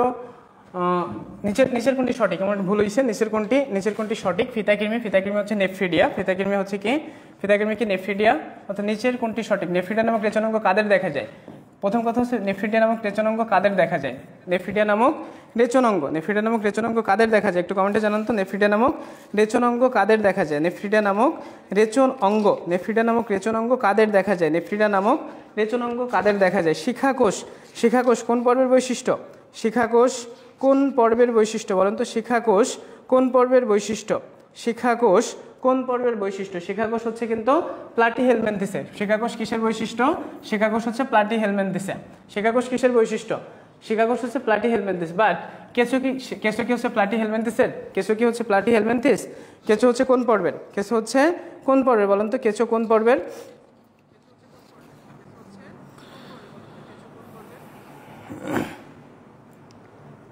কেঁচো কোন পর্বের প্রাণী? কেঁচো কোন পর্বের প্রাণী?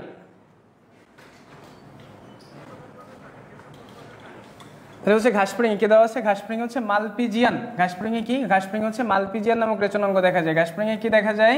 ঘাসফড়িং হচ্ছে মালপিজিয়ান নামক, অর্থাৎ ঘাসফড়িং হচ্ছে কোন পর্বে? ঘাসফড়িং আর্থ্রোপোডা পর্বের প্রাণী। এদের প্রধান রেচনাঙ্গ, ঘাসফড়িংয়ের প্রধান রেচনাঙ্গের নাম কি? ঘাসফড়িংয়ের প্রধান রেচনাঙ্গের নাম হচ্ছে মালপিজিয়ান নালিকা। ঘাসফড়িংয়ের প্রধান রেচনাঙ্গের নাম কি? ঘাসফড়িংয়ের প্রধান রেচনাঙ্গের নাম হচ্ছে মালপিজিয়ান নালিকা। ঘাসফড়িংয়ের প্রধান রেচনাঙ্গের নাম কি? মালপিজিয়ান নালিকা। এবার হচ্ছে কেঁচো। কেঁচো হচ্ছে কোন পর্বের প্রাণী? কেঁচো হচ্ছে অ্যানিলিডা পর্বের প্রাণী। কেঁচো কোন পর্বের প্রাণী? অ্যানিলিডা। তো অ্যানিলিডাতে তো আর রেচনাঙ্গ দেখা যায় না। অ্যানিলিডাতে কি রেচনাঙ্গ, অর্থাৎ কি অ্যানিলিডাতে হচ্ছে শিখাকোষটা দেখা যায় না। অ্যানিলিডাতে কি শিখাকোষ দেখা যায়? শিখাকোষ দেখা যেত কিন্তু প্লাটিহেলমিনথিসে। তারামাসে কি হিমোসিল দেখা যায়? তারামাসে হচ্ছে হিমোসিল দেখা যায়। তারামাস কোন পর্বের প্রাণী? তারামাস হচ্ছে একানোডার্মাটা পর্বের প্রাণী। আর ফিতাকৃমিতে কি নেফ্রিডিয়া নামক চলনাঙ্গ দেখা যায়? ফিতাকৃমিতে কি নেফ্রিডিয়া নামক চলনাঙ্গ দেখা যায়?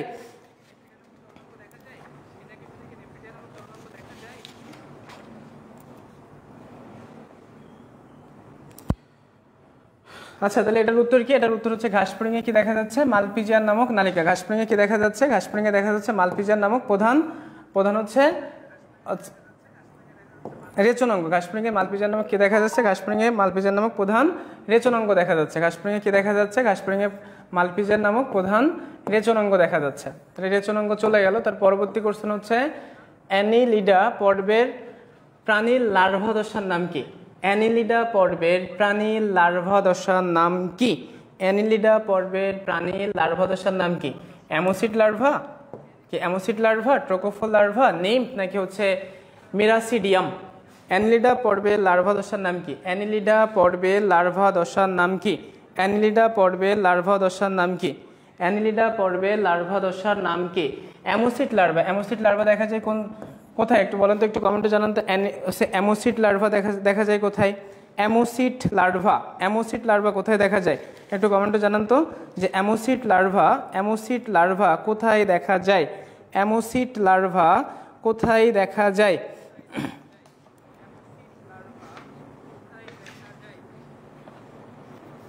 সবাই একটু কমেন্টে জানান তো অ্যামোসিড লার্ভা। প্রথম কথা হচ্ছে কি অ্যামোসিড লার্ভা কোথায় দেখা যায়?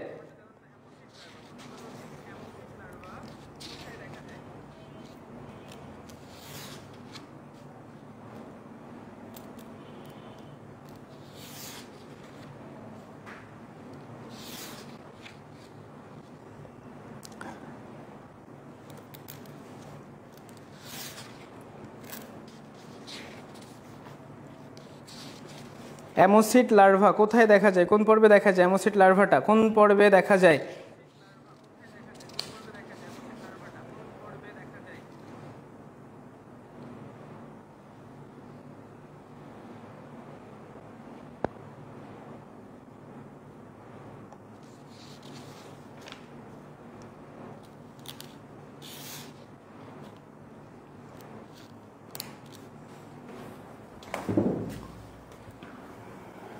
অ্যামোসিড লার্ভা কোন পর্বে দেখা যায়?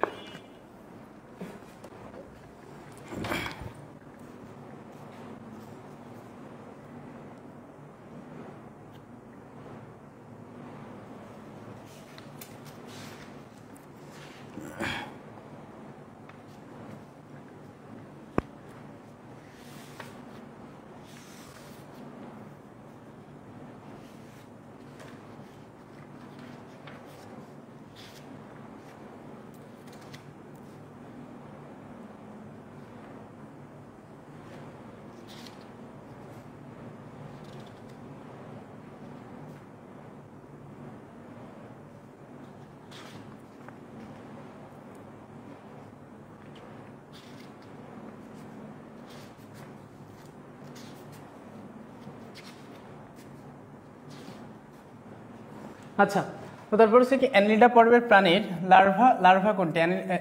অ্যানিলিডা পর্বের লার্ভার নাম হচ্ছে কি, আমরা কিভাবে মনে রাখতে পারি? অ্যানিলিডা পর্বের অ্যানিলিডা পর্বে হচ্ছে কি অনিলপর্ষীবদ্ধ ট্রেনে, অনিলপর্ষীবদ্ধ ট্রেনে। তো টতে আমি মনে রাখি হচ্ছে কি টতে হচ্ছে ট্রোকোফোর লার্ভা দশা দেখা যায়। অ্যানিলিডাতে কোন লার্ভা দশা দেখা যায়?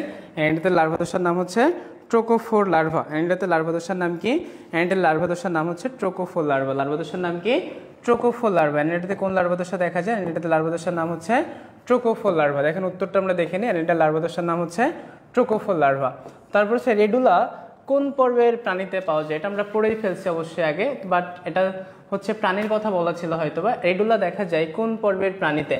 এটা কি পরিফেরাতে দেখা যায়? রেডুলাকে কি পরিফেরাতে দেখা যায়, নিডারিয়াতে দেখা যায়, অ্যানিলিডাতে দেখা যায়, নাকি হচ্ছে মলাস্কা দেখা যায়? অর্থাৎ রেডুলা নামক যে রেডুলা পাওয়া যায়, অর্থাৎ রেডুলা একটা রেতিজিহ্বা, এই রেতিজিহ্বা পাওয়া যায় কোন পর্বের প্রাণীতে? রেডুলা নামক রেতিজিহ্বা, এই রেতিজিহ্বা পাওয়া যায়, রেডুলা নামক রেতিজিহ্বা পাওয়া যায় কোন পর্বের প্রাণীতে?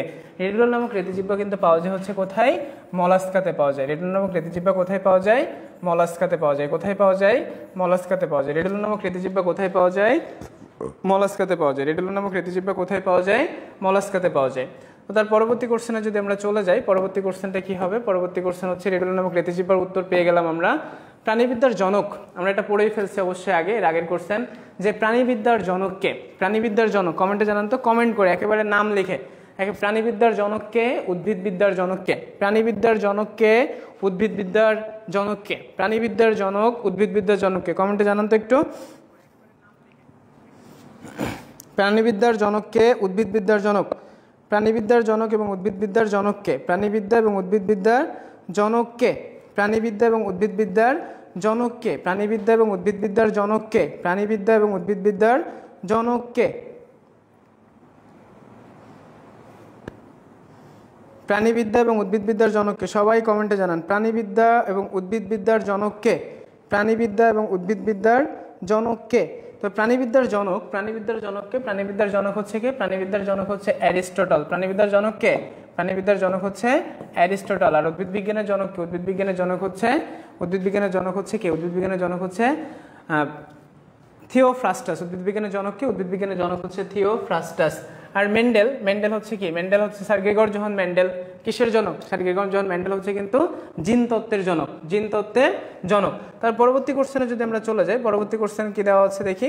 পরবর্তী কোশ্চেন হচ্ছে প্রাণীবিদ্যার জনকের উত্তর পেয়ে গেলাম আমরা। তারপর সন্ধিপদী প্রাণীদের ক্ষেত্রে কোনটি সঠিক? সন্ধিপদী প্রাণীর ক্ষেত্রে মালপিজিয়ান বডি, মালপিজিয়ান নালিকা, অর্থাৎ উত্তরে চলে আসছে আমরা অবশ্যই। সন্ধিপদী প্রাণীর ক্ষেত্রে কোনটি সঠিক? কোনটি সঠিক? মালপিজিয়ান বডি, মালপিজিয়ান নালিকা, নেফ্রিডিয়া পানি সংবহন তন্ত্র, কোনটি সঠিক? সন্ধিপদী প্রাণীদের ক্ষেত্রে, সন্ধিপদী অর্থাৎ আর্থ্রোপোডা পর্ব, আর্থ্রোপোডা পর্বের প্রাণীদের ক্ষেত্রে কোনটি সঠিক? আর্থ্রোপোডা পর্বের প্রাণীদের ক্ষেত্রে কোনটি সঠিক? মালপিজিয়ান বডি, মালপিজিয়ান নালিকা, নেফ্রিডিয়া, নাকি হচ্ছে পানি সংবহন তন্ত্র, কোনটি সঠিক? এই সন্ধিপদী প্রাণীর ক্ষেত্রে কিন্তু হচ্ছে, সন্ধিপদী প্রাণীর ক্ষেত্রে কি পাওয়া যায়? সন্ধিপদী প্রাণীর ক্ষেত্রে হচ্ছে তাদের হচ্ছে কি? তাদের হচ্ছে রেচনাঙ্গ হিসাবে কিন্তু মালপিজিয়ান নালিকা পাওয়া যায়। কি পাওয়া যায়? তাদের রেচনাঙ্গ হিসাবে কিন্তু হচ্ছে মালপিজিয়ান নালিকা পাওয়া যায়। এই মালপিজিয়ান নালিকা কিন্তু কোথায় সংযুক্ত থাকে বলেন তো? মালপিজিয়ান নালিকাটা কোথায় থাকে? অর্থাৎ মধ্যপৌষ্টিক নালীতে। কোথায় থাকে?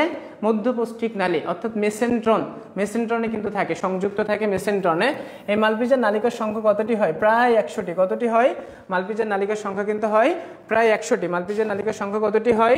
মালপিজিয়ান নালিকার সংখ্যা কিন্তু হয় হচ্ছে প্রায় 100টি। মালপিজিয়ান নালিকার সংখ্যা কত? মালপিজিয়ান নালিকার সংখ্যা কিন্তু হচ্ছে প্রায় 100টি। তবে প্রাণীদের বিভিন্ন অঙ্গ প্রত্যঙ্গ সৃষ্টি হয় কোথা থেকে? অর্থাৎ আমাদের যে অঙ্গ প্রত্যঙ্গ, প্রত্যেকটা প্রাণীর যে অঙ্গ প্রত্যঙ্গ, এই অঙ্গ প্রত্যঙ্গগুলো কোথা থেকে সৃষ্টি হয়? কোথা থেকে সৃষ্টি হয়? 1 নম্বর কোশ্চেন দেখো, সিলোম থেকে সৃষ্টি হয়, খণ্ডক থেকে, ভ্রূণস্তর, নাকি হচ্ছে নটোকর? তাহলে প্রথম কি? সিলোম কাকে বলে? সিলোম জিনিসটা কি? সিলোম হচ্ছে কি? সিলোম হচ্ছে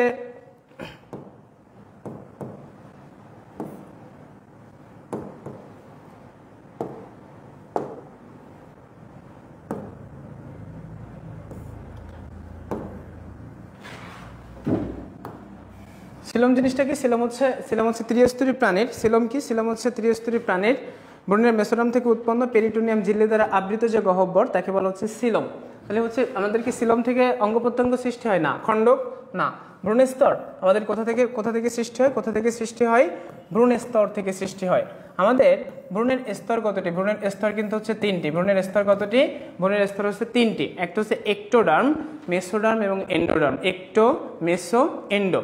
একটোডার্ম থেকে যদি একটা প্রাণী শুধুমাত্র একটোডার্ম থেকে সৃষ্টি হয়, সেক্ষেত্রে কিন্তু কি বলা হয়? একস্তরী প্রাণী। যদি একটোডার্ম এবং এন্ডোডার্ম থেকে সৃষ্টি হয় সেক্ষেত্রে বলা হয় দ্বিস্তরী প্রাণী। একটোডার্ম এবং এন্ডোডার্মের মাঝখানে থাকে মেসোডার্মা থেকে থাকে হচ্ছে মেসোগ্লিয়া এবং হচ্ছে তার পরবর্তী অর্থাৎ ত্রিস্তরী প্রাণী, অর্থাৎ কোনো প্রাণীর যদি 3টা স্তর থেকে অর্থাৎ ভ্রূণের 3টা স্তর থেকে যদি তার দেহ সকল অঙ্গ প্রত্যঙ্গ সৃষ্টি হয় সেক্ষেত্রে তাকে কিন্তু বলা হয় ত্রিস্তরী প্রাণী। ত্রিস্তরী প্রাণী, তো ত্রিস্তরী প্রাণী আর দ্বিস্তরী প্রাণী এবং একস্তরী প্রাণী। একস্তরী অর্থাৎ একটোডার্ম, দ্বিস্তরী অর্থাৎ একটো এবং এন্ডোডার্ম, ত্রিস্তরী প্রাণী একটো মেসো এন্ডো, একটোডার্ম মেসোডার্ম এন্ডোডার্ম। তো এই যে আমাদের অঙ্গ প্রত্যঙ্গের কিন্তু সৃষ্টি হয় হচ্ছে ভ্রূণের স্তর থেকে। তারপর হচ্ছে কি নটোকর্ড। নটোকর্ড জিনিসটা কি, মনে করেন এই একটা হচ্ছে প্রাণী আমি আঁকাইলাম, এই একটা হচ্ছে প্রাণী, এই প্রাণীর মধ্যপৃষ্ঠ রেখা বরাবর ফাঁপা একটা স্নায়ুরজ্জু থাকে, ফাঁপা স্নায়ুরজ্জু থাকে। এই মধ্যপৃষ্ঠ রেখা বরাবর ফাঁপা স্নায়ুরজ্জুকে, মধ্যপৃষ্ঠ রেখা বরাবর ফাঁপা স্নায়ুরজ্জুকে কিন্তু বলা হয় হচ্ছে নটোকর্ড। নটোকর্ড বলা হয়, কি বলা হয়, মধ্যপৃষ্ঠ রেখা বরাবর অবস্থিত ফাঁপা স্নায়ুরজ্জুকে বলা হচ্ছে নটোকর্ড। যদি নটোকর্ড থাকে তখন যদি কোনো প্রাণীর ভ্রূণের যে কোনো একটা অবস্থায় অর্থাৎ তার দেহের যে কোনো অবস্থায়, ভ্রূণ অবস্থায়, পূর্ণাঙ্গ অবস্থায় বা যে কোনো একটা অবস্থায় যদি নটোকর্ড থাকে তাকে কিন্তু বলা হয় কর্ডেট। আর যদি নটোকর্ড না থাকে তাকে কিন্তু কি বলা হয়, নন কর্ডেট। তাকে কি বলা হবে, নন কর্ডেট। তো হচ্ছে এই তাহলে নটোকর্ড এবং নন কর্ডেটের পার্থক্য চলে গেল। তাহলে হচ্ছে ভ্রূণের অঙ্গ প্রত্যঙ্গ সৃষ্টি হয় কোথা থেকে, ভ্রূণের স্তর থেকে। অঙ্গ প্রত্যঙ্গের সৃষ্টি হয় কোথা থেকে, অঙ্গ প্রত্যঙ্গের সৃষ্টি হয় কিন্তু ভ্রূণের স্তর থেকে। অঙ্গ প্রত্যঙ্গের সৃষ্টি হয় কোথা থেকে, ভ্রূণের স্তর থেকে। 24 নম্বর কোশ্চেন শেষ। অ্যানিলিডা পর্বের রেচন অঙ্গের নাম কি? অ্যানিলিডা পর্বের রেচন অঙ্গের নাম কি? অ্যানিলিডা পর্বের রেচন অঙ্গের নাম কি? কমেন্টে জানান তো। শিখা ঘোষ। অ্যানিলিডা পর্বের কি রেচন অঙ্গ কি শিখা ঘোষ? অ্যানিলিডা পর্বের কি রেচন অঙ্গ শিখা ঘোষ, নেফ্রিডিয়া, মালপিজিয়ান নালিকা নাকি বৃক্ক? অ্যানিলিডা পর্বের রেচন অঙ্গের নাম কি? অ্যানিলিডা পর্বের রেচন অঙ্গের নাম কি? শিখা ঘোষ। শিখা ঘোষ নামক রেচন অঙ্গ দেখা যায় কোন পর্বের প্রাণীতে? শিখা ঘোষ নামক রেচন অঙ্গ কিন্তু দেখা যায় হচ্ছে কোথায়, প্লাটিহেলমিনথেসে দেখা যাচ্ছে শিখা ঘোষ নামক রেচন অঙ্গ। মালপিজিয়ান নালিকা, এই মালপিজিয়ান নালিকা কিন্তু হচ্ছে মালপিজিয়ান নালিকা দেখা যায় কাদের, আর্থ্রোপোডাতে। কাদের দেখা যায়, আর্থ্রোপোডাতে। আর বৃক্ক দেখা যায়, বৃক্ক আমরাও আর্থ্রোপোডা মানে আমরা হচ্ছে ভার্টিব্রেটে হচ্ছে বৃক্ক আমরা মানুষের ক্ষেত্রে অর্থাৎ ম্যামেলিয়াতে কিন্তু আমরা দেখতে পাই বৃক্ক আমাদের রেচনাঙ্গ হিসেবে কাজ করে। আর হচ্ছে নেফ্রিডিয়া নামক রেচনাঙ্গ দেখা যায় কিন্তু কাদের, অ্যানিলিডাতে। নেফ্রিডিয়া নামক রেচনাঙ্গ কাদের দেখা যায়, অ্যানিলিডাতে দেখা যায়। নেফ্রিডিয়া নামক রেচনাঙ্গ কাদের দেখা যায়, অ্যানিলিডাতে দেখা যায়। কাদের দেখা যায়, অ্যানিলিডাতে দেখা যায়। নেফ্রিডিয়া নামক রেচনাঙ্গ কাদের দেখা যায়, আমরা উত্তর পেয়ে গেছি, নেফ্রিডিয়া নামক রেচনাঙ্গ দেখা যায় হচ্ছে অ্যানিলিডাতে। তারপর হচ্ছে ভ্রূণস্তর সিলোমযুক্ত ভ্রান্ত সিলোমযুক্ত, কি সিলোমযুক্ত, ভ্রান্ত সিলোমযুক্ত। ভ্রান্ত সিলোমযুক্ত পর্বের প্রাণী কোনটা? অর্থাৎ ভ্রান্ত, অর্থাৎ কখনো কখনো সিলোম থাকবে, কখনো কখনো সিলোম নাও থাকতে পারে, কখনো কখনো সিলোম থাকবে, কখনো কখনো সিলোম নাও থাকতে পারে। তাহলে কোন পর্বের? আমরা কিন্তু ভ্রান্ত সিলোমের 3টা পর্ব কিন্তু পড়ে আসছিলাম, একটা সূত্র দিয়েছিলাম। সূত্র 3টা কি কি? রোটিফেরা, তার মানে কিরণের রুটি নাই, তাহলে অর্থাৎ কি, কিরণিক্কা, রোটিফেরা এবং নেমাটোডা। কিরণিক্কা, রোটিফেরা এবং নেমাটোডা। তো দেখেন হচ্ছে কি প্লাটিহেলমিনথেস, নেমাটোডা, আর্থ্রোপোডা এবং কি নিডারিয়া। তাহলে ওই সূত্র থেকে কিন্তু আমি পেয়ে যাচ্ছি কি, যে উত্তর কি নেমাটোডা। নেমাটোডা কি, অর্থাৎ কিরণের রুটি নাই, কিরণিক্কা, রোটিফেরা এবং কি নেমাটোডা, অর্থাৎ ভ্রান্ত সিলোমযুক্ত 3টা পর্ব। তাহলে কি এই হচ্ছে নেমাটোডা হচ্ছে ভ্রান্ত সিলোমযুক্ত পর্ব। তো আমরা উত্তর পেয়ে গেলাম। দেখি এবার উত্তর কি দেওয়া আছে। ভ্রান্ত সিলোমযুক্ত হচ্ছে নেমাটোডা। তার পরবর্তী কোশ্চেনে যদি আমরা চলে যাই, পরবর্তী কোনটি আর্থ্রোপোডা পর্বের বৈশিষ্ট্য নয়? আর্থ্রোপোডা পর্বের বৈশিষ্ট্য, আমরা একটা চিংড়ি মাছের কথা যদি চিন্তা করি তাহলে কিন্তু হয়ে যাচ্ছে। আমরা একটু দেখি প্রথম কি আছে। অধিকাংশ দেহগহ্বর হিমোসিলে পূর্ণ হয়। অধিকাংশ দেহগহ্বর কিসে পূর্ণ হয়? হিমোসিলে পূর্ণ হয়।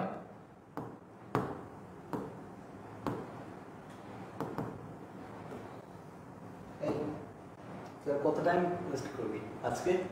1.5 ঘন্টাতে ক্লাস। রেকর্ডিং চলতেছে, আলটাতে রেকর্ডিং শুরু হয়ে গেছে আর কি। দেখি দাঁড়া, এদিকে আমি বন্ধ করে দিচ্ছি রেকর্ডিংটা।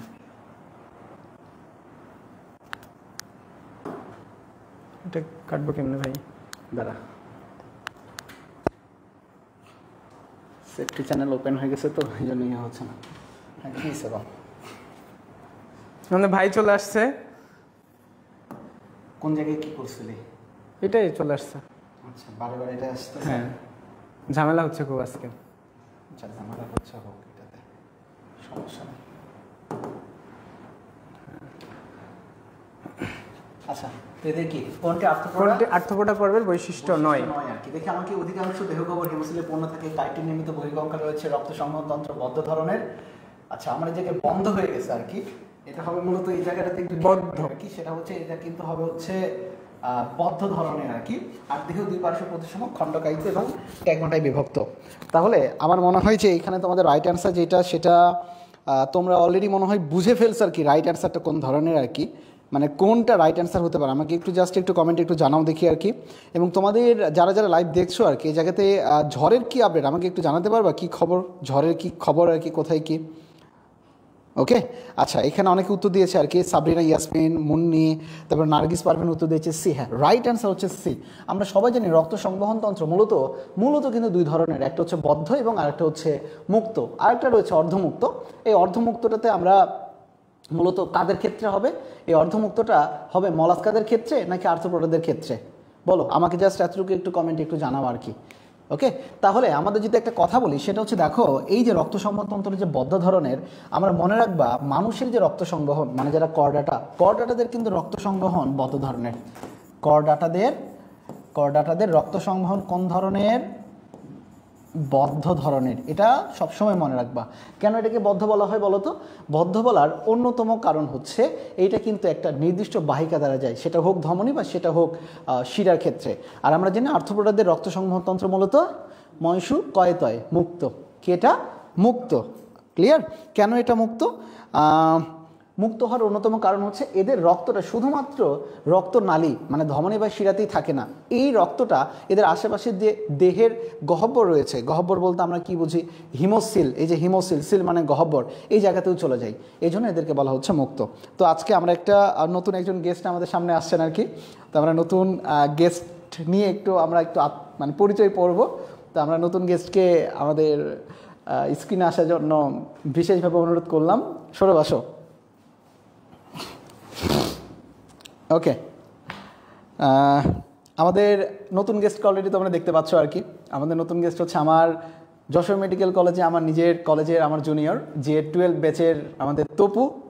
ওকে সো আমার মনে হয় অনেকেই তপুকে চেনো আর কি, আমাদের স্মার্ট ছোট্ট একটা মানুষ আর কি। তপুর সাথে তো আমাদের সামনে আর অনেক দেখা হবে আর কি।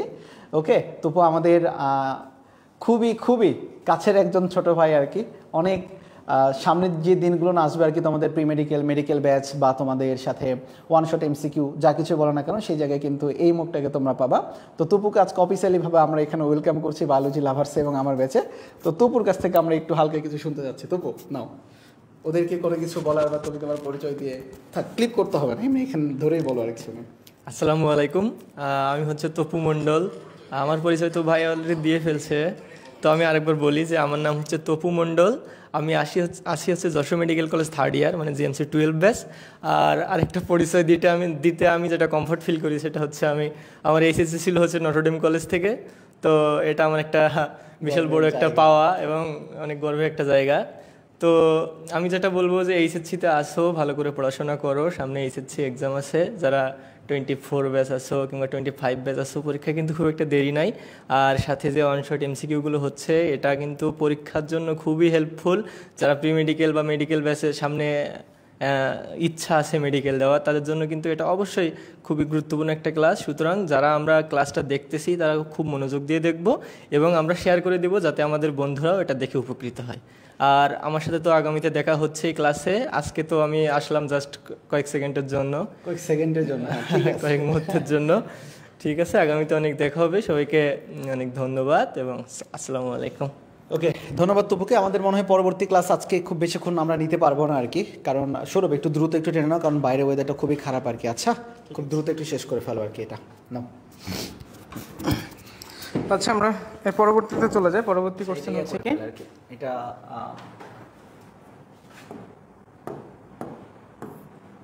দেখো এটা উত্তর হচ্ছে আমাদের মূলত রক্ত সংবহনতন্ত্র বদ্ধ ধরনের। ওকে তারপরে হচ্ছে সবচেয়ে দীর্ঘজীবী প্রাণী কোনটি? পরবর্তী কোশ্চেন হচ্ছে কি, সবথেকে দীর্ঘজীবী প্রাণী কোনটি? সবথেকে দীর্ঘজীবী প্রাণী কোনটি?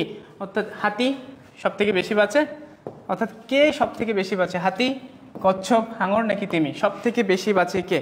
সবথেকে দীর্ঘজীবী প্রাণী কোনটি? সবথেকে দীর্ঘজীবী প্রাণী নিচের কোনটি? সবথেকে দীর্ঘজীবী প্রাণী কোনটি? একটু কমেন্টে জানান তো সবাই যে সবথেকে দীর্ঘজীবী প্রাণী নিচের কোনটি? সবথেকে দীর্ঘজীবী প্রাণী হচ্ছে কি? সবথেকে দীর্ঘজীবী প্রাণী কিন্তু হচ্ছে কচ্ছপ। কচ্ছপ কিন্তু সবথেকে বেশি সময় বাঁচে। কচ্ছপ প্রায় কত বছর বাঁচে? কচ্ছপ প্রায় 200 বছর বেঁচে থাকে। কত বছর বেঁচে থাকে?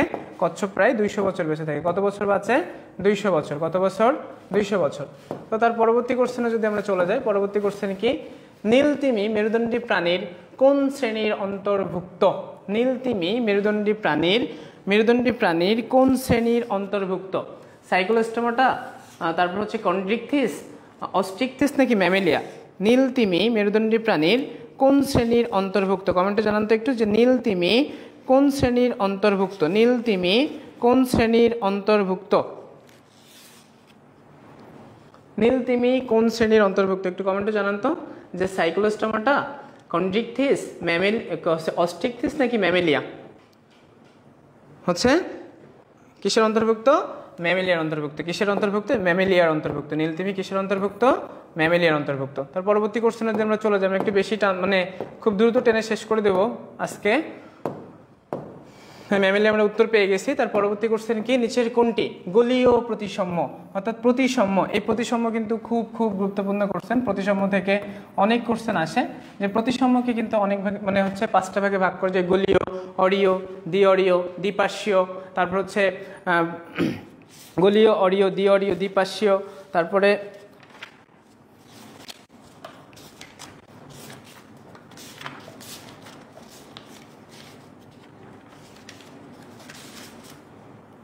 গোলীয়, অরীয়, দ্বিঅরীয়, তারপর হচ্ছে দ্বিপার্শ্বীয় এবং অপ্রতিসাম্য। তো এখানে আসে হচ্ছে গোলীয় প্রতিসাম্যের উদাহরণ, হচ্ছে প্রতিসাম্যর প্রাণী নিচের কোনটা? অর্থাৎ গোলীয় প্রতিসাম্যের উদাহরণ আর কি চেয়েছে, যে হচ্ছে কি জেলিফিশ, মানুষ নাকি হচ্ছে কেঁচো নাকি হচ্ছে ভলবক্স? গোলীয় প্রতিসাম্যের উদাহরণ কি?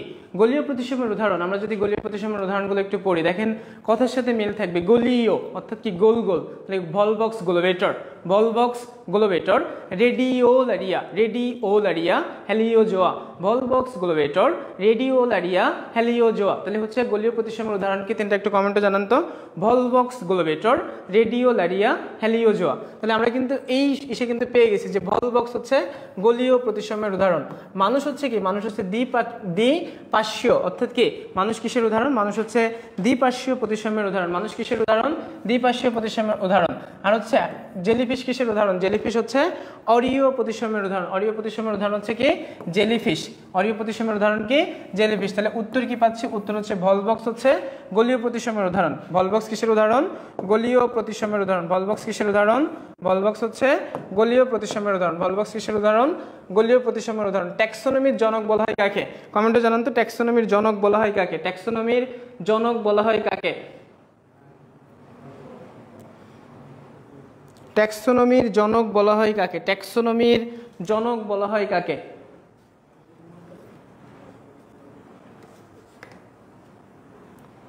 কমেন্টে জানান একটু, ট্যাক্সোনমির জনক কাকে বলা হয়?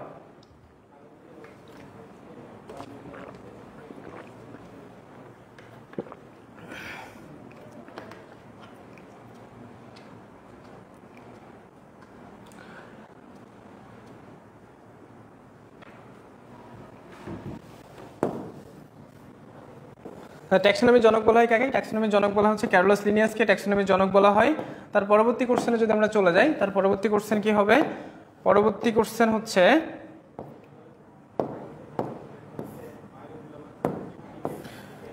প্রাণীর নামকরণের আন্তর্জাতিক সংস্থা কোনটি? প্রাণীর নামকরণের আন্তর্জাতিক সংস্থা কোনটি? প্রাণীর নামকরণের আন্তর্জাতিক সংস্থা হচ্ছে ICJN। প্রাণীর নামকরণের আন্তর্জাতিক সংস্থা কোনটি?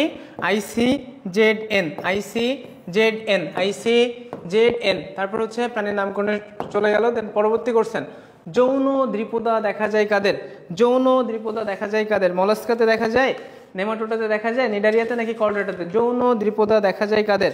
যৌন দ্বিপদা দেখা যায় কোন পর্বে দেখা যায়? যৌন দ্বিপদা কাদের দেখা যায়? যৌন দ্বিপদা কাদের দেখা যায়? যৌন দ্বিপদা দেখা যায় কাদের? মলাস্কাতে, নেমাটোডাতে, নিডারিয়াতে নাকি কর্ডাটাতে? যৌন দ্বিপদা দেখা যায় কাদের? একটু কমেন্টে জানান তো। যৌন দ্বিপদা কাদের দেখা যায়? 33 নম্বরের উত্তর কি হবে? 33 নম্বর হচ্ছে নেমাটোডা। যৌন দ্বিপদা দেখা যায় হচ্ছে নেমাটোডাতে, হচ্ছে যৌন দ্বিপদা দেখা যায়। নেমাটোডাতে কি দেখা যায়? নেমাটোডাতে হচ্ছে যৌন দ্বিপদা দেখা যাচ্ছে। তার পরবর্তী কোশ্চেন যদি চলে আসে, যৌন দ্বিপদা উত্তর পেয়ে গেছি। অর্ধমুক্ত সংবহনতন্ত্র দেখা যায় কাদের? অর্ধমুক্ত সংবহনতন্ত্র দেখা যাচ্ছে প্লাগল অবস্থাতে অর্ধমুক্ত সংবহনতন্ত্র দেখা যায়। তারপর হচ্ছে কোন বৈশিষ্ট্যের পাখিদের দেহ মানে কোন বৈশিষ্ট্য পাখিদের দেহ হচ্ছে হালকা করে, অর্থাৎ পাখিরা যে হালকা ভাবে মানে ওদের দেহ হালকা, এই পাখিদের দেহ হালকা কেন? আছে পাখা, পালক, ঠোঁট, নাকি হচ্ছে বায়ুকুটিরযুক্ত অস্থি? কোনটি হচ্ছে পাখিদের দেহ হালকা করে? কোন বৈশিষ্ট্য? পাখা, পালক, ঠোঁট, নাকি হচ্ছে বায়ুকুটিরযুক্ত অস্থি? পাখিদের দেহ হালকা করে নিচের কোনটি? বায়ুকুটিরযুক্ত অস্থি। বায়ুকুটিরযুক্ত অস্থির কারণে কিন্তু পাখিরা হচ্ছে আকাশে উড়ে বেড়ায়, অর্থাৎ অস্থি হচ্ছে বায়ুপূর্ণ। অস্থি কেমন? অস্থি হচ্ছে বায়ুপূর্ণ। অস্থি কেমন হবে? অস্থি হচ্ছে বায়ুপূর্ণ হবে। অস্থি কেমন হবে? অস্থি হচ্ছে বায়ুপূর্ণ। 36 নম্বরের কোশ্চেন, আমরা উপরে চলে আসছি, অবশ্যই উত্তরে চলে আসছি।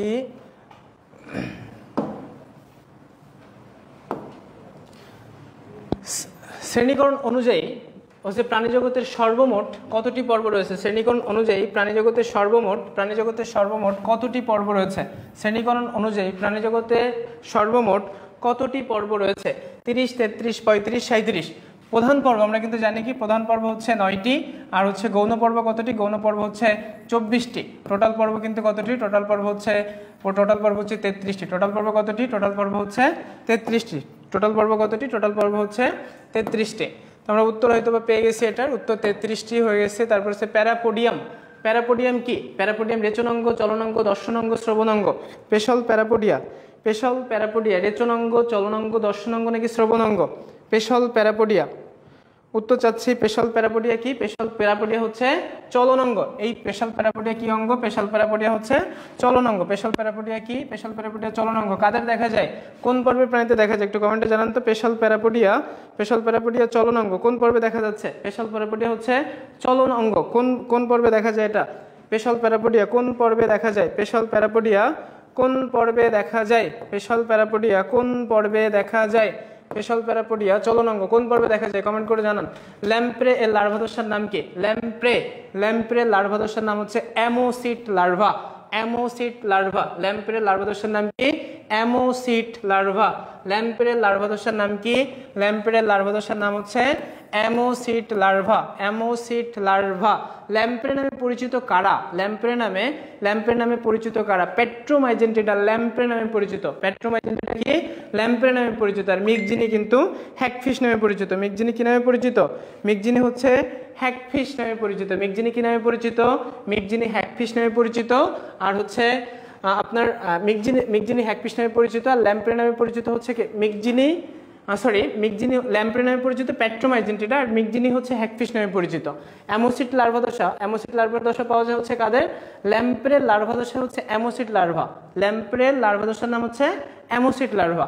তার পরবর্তী কোশ্চেনে যদি আমরা চলে আসি, পরবর্তী কোশ্চেন কি? পরবর্তী কোশ্চেনটা অ্যামোসিট লার্ভা পেয়ে গেছি। তারপর হচ্ছে মিগজিনি শ্রেণীর অন্তর্ভুক্ত মাছের কত জোড়া ফুলকারন্ধ্র থাকে? এই কোশ্চেনটা অবশ্যই আমরা আগে একবার করছি। মিগজিনিতে হচ্ছে কত জোড়া ফুলকারন্ধ্র থাকে? মিগজিনিতে কত জোড়া ফুলকারন্ধ্র থাকে? মিগজিনিতে ফুলকারন্ধ্র থাকে হচ্ছে 5 থেকে 15 জোড়া। মিগজিনিতে ফুলকারন্ধ্রের সংখ্যা কত? মিগজিনিতে ফুলকারন্ধ্রের সংখ্যা হচ্ছে 5 থেকে 15 জোড়া। মিগজিনিতে ফুলকারন্ধ্রের সংখ্যা কত? মিগজিনিতে ফুলকারন্ধ্রের সংখ্যা হচ্ছে 5 থেকে 15 জোড়া। কোন প্রাণীতে ডায়াফ্রাম থাকে? ডায়াফ্রাম জিনিসটা কি? আমাদের এই যে বক্ষ গহ্বর এবং উদর গহ্বর, বক্ষ গহ্বর এবং উদর গহ্বরের পৃথকীকারী অংশকে, অর্থাৎ পৃথকীকারী যে পর্দা, এই পর্দাকে বলা হচ্ছে ডায়াফ্রাম। ডায়াফ্রাম থাকে কাদের? মাছে থাকে। ডায়াফ্রাম কাদের থাকে? ডায়াফ্রাম হচ্ছে কোন শ্রেণীতে পাওয়া যাচ্ছে আর কি? ডায়াফ্রাম সরীসৃপে থাকে, মাছে থাকে, পাখিতে নাকি স্তন্যপায়ীতে? ডায়াফ্রাম থাকে কিন্তু স্তন্যপায়ীতে হচ্ছে ডায়াফ্রাম থাকে। ডায়াফ্রাম কাদের থাকে? ডায়াফ্রাম থাকে হচ্ছে স্তন্যপায়ীতে। ডায়াফ্রাম কাদের থাকে? ডায়াফ্রাম থাকে হচ্ছে স্তন্যপায়ীতে ডায়াফ্রাম থাকে। ডায়াফ্রাম থাকে কাদের? স্তন্যপায়ীতে ডায়াফ্রাম থাকে।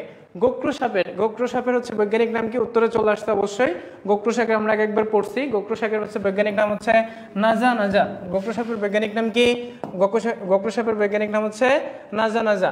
বাংলাদেশের জাতীয় পাখির বৈজ্ঞানিক নাম কি? একটু কমেন্টে জানান তো। জাতীয় পাখির বৈজ্ঞানিক নাম কি? 42 নম্বর কোশ্চেন, উত্তর সহ 42 নম্বর কোশ্চেন, একেবারে হচ্ছে 42 নাম্বার দিয়ে উত্তর কমেন্ট করবেন, তাহলে আমি বুঝতে পারবো যে 42 নম্বর উত্তর কি। যে বাংলাদেশের জাতীয় পাখির বৈজ্ঞানিক নাম কি, অর্থাৎ দোয়েলের বৈজ্ঞানিক নাম কি? দোয়েলের বৈজ্ঞানিক নাম কি? দোয়েলের বৈজ্ঞানিক নাম কি?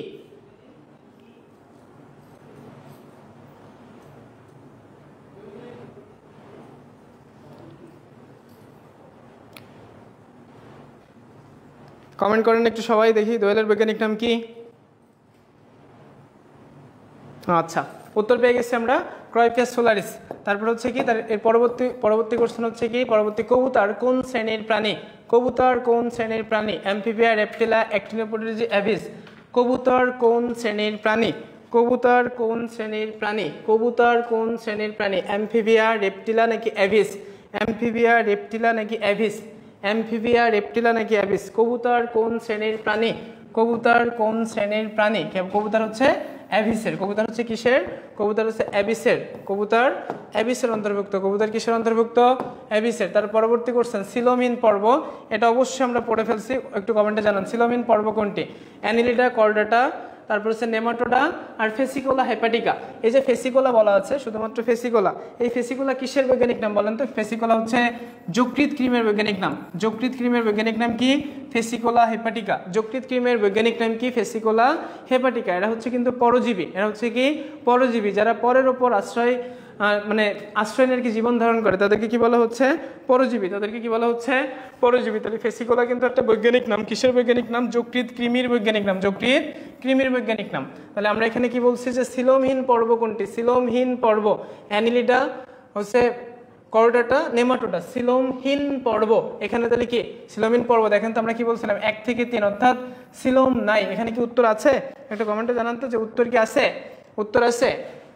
উত্তর কোনটা হবে? উত্তর কিন্তু হচ্ছে ফেসিকোলা হেপাটিকা হচ্ছে কি উত্তর। ফেসিকোলা হেপাটিকা, ফেসিকোলা হেপাটিকা, ফেসিকোলা হেপাটিকা। তো ফেসিকোলা হেপাটিকা কিন্তু হচ্ছে সিলোমহীন পর্বের উদাহরণ। তার পরবর্তীতে চলে আসে হচ্ছে কি, অ্যাক্টিনোপটেরিজের ক্ষেত্রে কোনটি সমর্থন করে? অ্যাক্টিনোপটেরিজ অর্থাৎ কি রশ্মিময় পাখনা বিশিষ্ট মাছ। অ্যাক্টিনোপটেরিজ অর্থাৎ কি রশ্মিময় পাখনা বিশিষ্ট মাছ। রশ্মিময় পাখনা বিশিষ্ট মাছ দেখেন তো এটা কোনটি সমর্থন করে? সাইক্লোয়েড আইস। এটা কি আইস কি সাইক্লোয়েড আইস? সাতজোড়া ফুলকরন্ধ্র আছে, পুচ্ছপাখনা হেটারোসার্কাল প্রকৃতির নাকি অন্তকঙ্কাল অস্থিময়? কোনটি সমর্থন করে? অন্তকঙ্কাল, এটা হচ্ছে কি প্লাকয়েড আইস, অবশ্যই এটা হচ্ছে কি প্লাকয়েড আইস। কোনটি সমর্থন করে? আর অন্তকঙ্কাল তো অস্থিময়, এটাও সমর্থন করে। দেখি উত্তর কি দেওয়া আছে, আমরা একটু দেখি। অ্যাক্টিনোপটেরিজের ক্ষেত্রে কোনটি সমর্থন করে? সাইক্লোয়েড কোনটি সমর্থন করে? কোনটি সমর্থন করে? এখানে হয়তো বা হচ্ছে কোনটি সমর্থন করে না, এমন হচ্ছে কোশ্চেনটা হয়তো হচ্ছে কি কোনটি সমর্থন করে না, কোনটি সমর্থন করে না হইতো। তাহলে হচ্ছে কি 7 জোড়া ফুলকরন্ধ্র কিন্তু থাকে না। কত জোড়া ফুলকরন্ধ্র থাকে না? 7 জোড়া ফুলকরন্ধ্র কিন্তু থাকে না। তার পরবর্তী কোশ্চেনে যদি আমরা চলে যাই, দেখি তার পরবর্তী কোশ্চেন কি। তার পরবর্তী কোশ্চেন আছে, কোন প্রাণীকে কেন্দ্রীয় অক্ষ বরাবর অনুদৈর্ঘ্যভাবে মাত্র একবার দুটি সমান অংশে ভাগ করা যায়, অর্থাৎ একবার দুটি সমান অংশে ভাগ করা যায়? মানুষে, হাইড্রাতে, ভলবক্স নাকি তারামাছে? সমান অর্থাৎ একবার ভাগ করতে পারবো। উদাহরণটা একটু দেন তো, যে হচ্ছে মানুষে হবে, হাইড্রাতে হবে, ভলবক্স নাকি তারামাছে? যদি প্রধান অক্ষ বরাবর একবারের বেশি আমি ভাগ করতে পারবো না, কি করতে পারবো না? প্রধান অক্ষ বরাবর একবারের বেশি ভাগ করতে পারবো না, তাকে কি বলা হচ্ছে? মানুষ, হাইড্রা, ভলবক্স নাকি হচ্ছে তারামাছ? প্রধান অক্ষ বরাবর একবারের বেশি ভাগ করা সম্ভব নয়। উদাহরণ কি? মানুষ। মানুষ হচ্ছে কি দ্বিপার্শ্বীয় প্রতিসাম্যের উদাহরণ। দ্বিপার্শ্বীয় অর্থাৎ সমান একটা অংশের বেশি কিন্তু আমরা ভাগ করতে পারি না, সমান একটা অংশের বেশি আমরা ভাগ করতে পারি না। তার পরবর্তী কোশ্চেন হচ্ছে কি, তারপর কোন পর্বের প্রাণীতে পানির সংবহন তন্ত্র দেখা যায়? নিডারিয়া, নেমাটোডা, মলাস্কা নাকি Echinodermata? Cnidaria, mollusca, Cnidaria, nematoda, mollusca নাকি হচ্ছে একাইনোডার্মাটা? কি দেখা যায়? পানি সংবহন তন্ত্র দেখা যায়। পানি সংবহন তন্ত্র দেখা যায় কোন পর্বের প্রাণীতে? পানির সংবহন তন্ত্র দেখা যায়, পানির সংবহন তন্ত্র দেখা যায় কোন পর্বের প্রাণীতে? পানির সংবহন তন্ত্র দেখা যায় কোন পর্বের প্রাণীতে? পানির সংবহন তন্ত্র দেখা যায় কোন পর্বের প্রাণীতে? কমেন্টে জানান তো, পানির সংবহন তন্ত্র দেখা যায় কোন পর্বের প্রাণীতে? পানির সংবহন তন্ত্র দেখা যায় হচ্ছে কি, পানির সংবহন তন্ত্র দেখা যায় হচ্ছে একাইনোডার্মাটাতে। কি দেখা যায়? পানি সংবহন তন্ত্র দেখা যায়। পানি সংবহন তন্ত্র দেখা যায় কোথায়? একাইনোডার্মাটাতে। পানি সংবহন তন্ত্র দেখা যায় কোথায়? পানি সংবহন তন্ত্র দেখা যায় একাইনোডার্মাটাতে। একাইনোডার্মাটা। তার পরবর্তী কোশ্চেন, হিমোসিল, হিমোসিল পাওয়া যায় কোথায়? এই কোশ্চেনটা আমরা সলভ করে ফেলছি। হিমোসিল, হিমোসিল হচ্ছে আর্থ্রোপোডা পর্বের দেহগহ্বরের নাম। তাহলে আর্থ্রোপোডা পর্বেতে কি আছে? আছে কি ঘাসফড়িং, তেলাপোকা, এরা এরা এই টাইপের আর কি প্রাণী। তো আর্থ্রোপোডা দেখেন তেলাপোকা, তাহলে তেলাপোকায় কি হিমোসিল পাওয়া যায়? তেলাপোকায় কি পাওয়া যাচ্ছে? অবশ্যই উত্তর চলে আসছে। তাহলে আমরা একটু ব্যাখ্যা দিই। কিন্তু এটা হচ্ছে কি তার দেহগহ্বর, এই হচ্ছে কি দেহগহ্বর। এই দেহগহ্বরটার নাম কিন্তু হিমোসিল। আর হিমোসিলে প্রবাহিত তরল পদার্থকে কি বলা হচ্ছে? হিমোলিম্ফ। অর্থাৎ রক্তের নাম হচ্ছে কি? রক্তের নাম হচ্ছে হিমোলিম্ফ। রক্তের নাম কি? রক্তের নাম হচ্ছে হিমোলিম্ফ। সিলম কোন পর্দা দ্বারা আবৃত থাকে? অনেকবার বলছে সিলম কোন পর্দা দ্বারা আবৃত থাকে, বলেন তো? সিলম কোন পর্দা দ্বারা আবৃত থাকে? সিলম কোন পর্দা দ্বারা আবৃত থাকে? সিলম হচ্ছে পেরিটোনিয়াম পর্দা। কোন পর্দা দ্বারা আবৃত থাকে? সিলম হচ্ছে, সিলম কাকে বলে? সিলম হচ্ছে ত্রিস্তরী প্রাণীর ভ্রূণের মেসোরাম থেকে উদ্ভূত পেরিটোনিয়াম ঝিল্লি দ্বারা আবৃত, সেই পেরিটোনিয়াম ঝিল্লি বা পর্দা, পেরিটোনিয়াম ঝিল্লি দ্বারা আবৃত যে গহ্বর, সে গহ্বরকে বলা হচ্ছে কিন্তু সিলম। পেরিকার্ডিয়াম, কার্ডিয়াম, পেরিকার্ডিয়াম কিসের? পেরিকার্ডিয়াম কিসের? কিসের আবরণ এটা? পেরিকার্ডিয়াম হচ্ছে হৃৎপিণ্ডের আবরণ। আর এখানে দেখা আছে এপিকার্ডিয়াম, অর্থাৎ হৃৎপিণ্ডের স্তর। হৃৎপিণ্ড কয় স্তর বিশিষ্ট? 3 স্তর বিশিষ্ট। এটা কিন্তু এপিকার্ডিয়াম, হৃৎপিণ্ডের স্তর। আর হৃৎপিণ্ডের আবরণের নাম কিন্তু পেরিকার্ডিয়াম। আর এন্ডোকার্ডিয়াম, হৃৎপিণ্ড কিন্তু কয় স্তর বিশিষ্ট? তিনটা আর কি স্তর বিশিষ্ট। একটা হচ্ছে এপিকার্ডিয়াম, আর একটা হচ্ছে কি মায়োকার্ডিয়াম, মায়োকার্ডিয়াম, আর একটা হচ্ছে কি এন্ডোকার্ডিয়াম, আর একটা হচ্ছে কি এন্ডোকার্ডিয়াম। তো এপিকার্ডিয়ামের গায়ে কি চর্বি লাগানো থাকে? এপিকার্ডিয়ামের গায়ে কি চর্বি?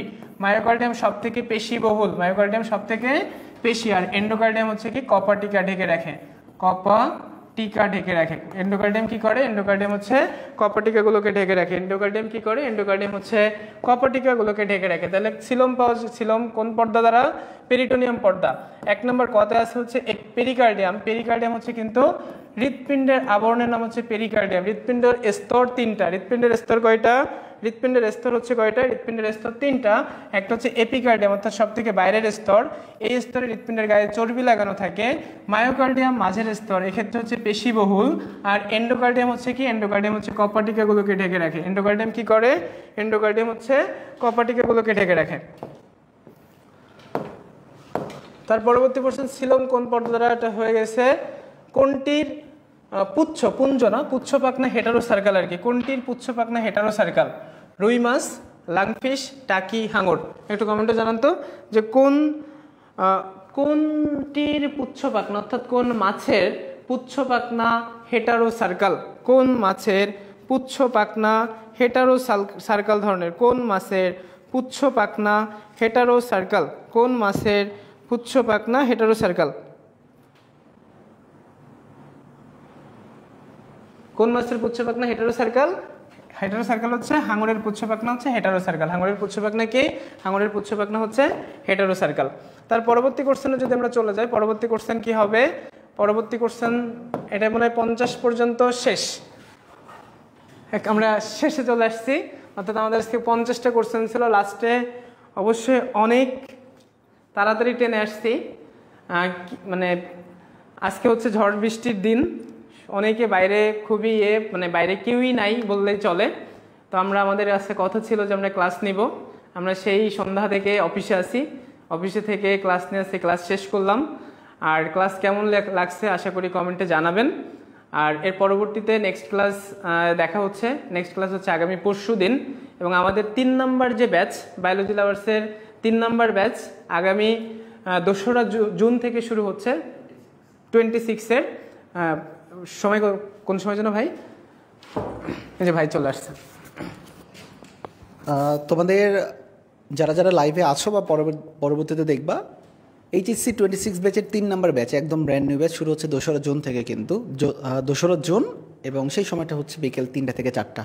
আর সেটা কি তোমরা বা তোমাদের যারা জুনিয়র্স যারা রয়েছে আমাদের এই পার্ট বা আমাদের বায়োলজি লাভার্সের সার্ভিস ভালো লেগে থাকলে অবশ্যই তোমরা তাদেরকে রেফার করতে পারো বা তাদেরকে বলতে পারো আমাদের ক্লাসগুলো অন করে দেখতে। ধন্যবাদ সবাইকে। আর ওয়ান শট এমসিকিউ ঠিক এভাবে চলমান থাকবে। আজকে অনেক বড়ি আবহাওয়া, সবাই সুস্থ থাকবে, ভালো থাকবে, ইনশাল্লাহ দেখা হবে বিজয়ে। আসসালামু আলাইকুম।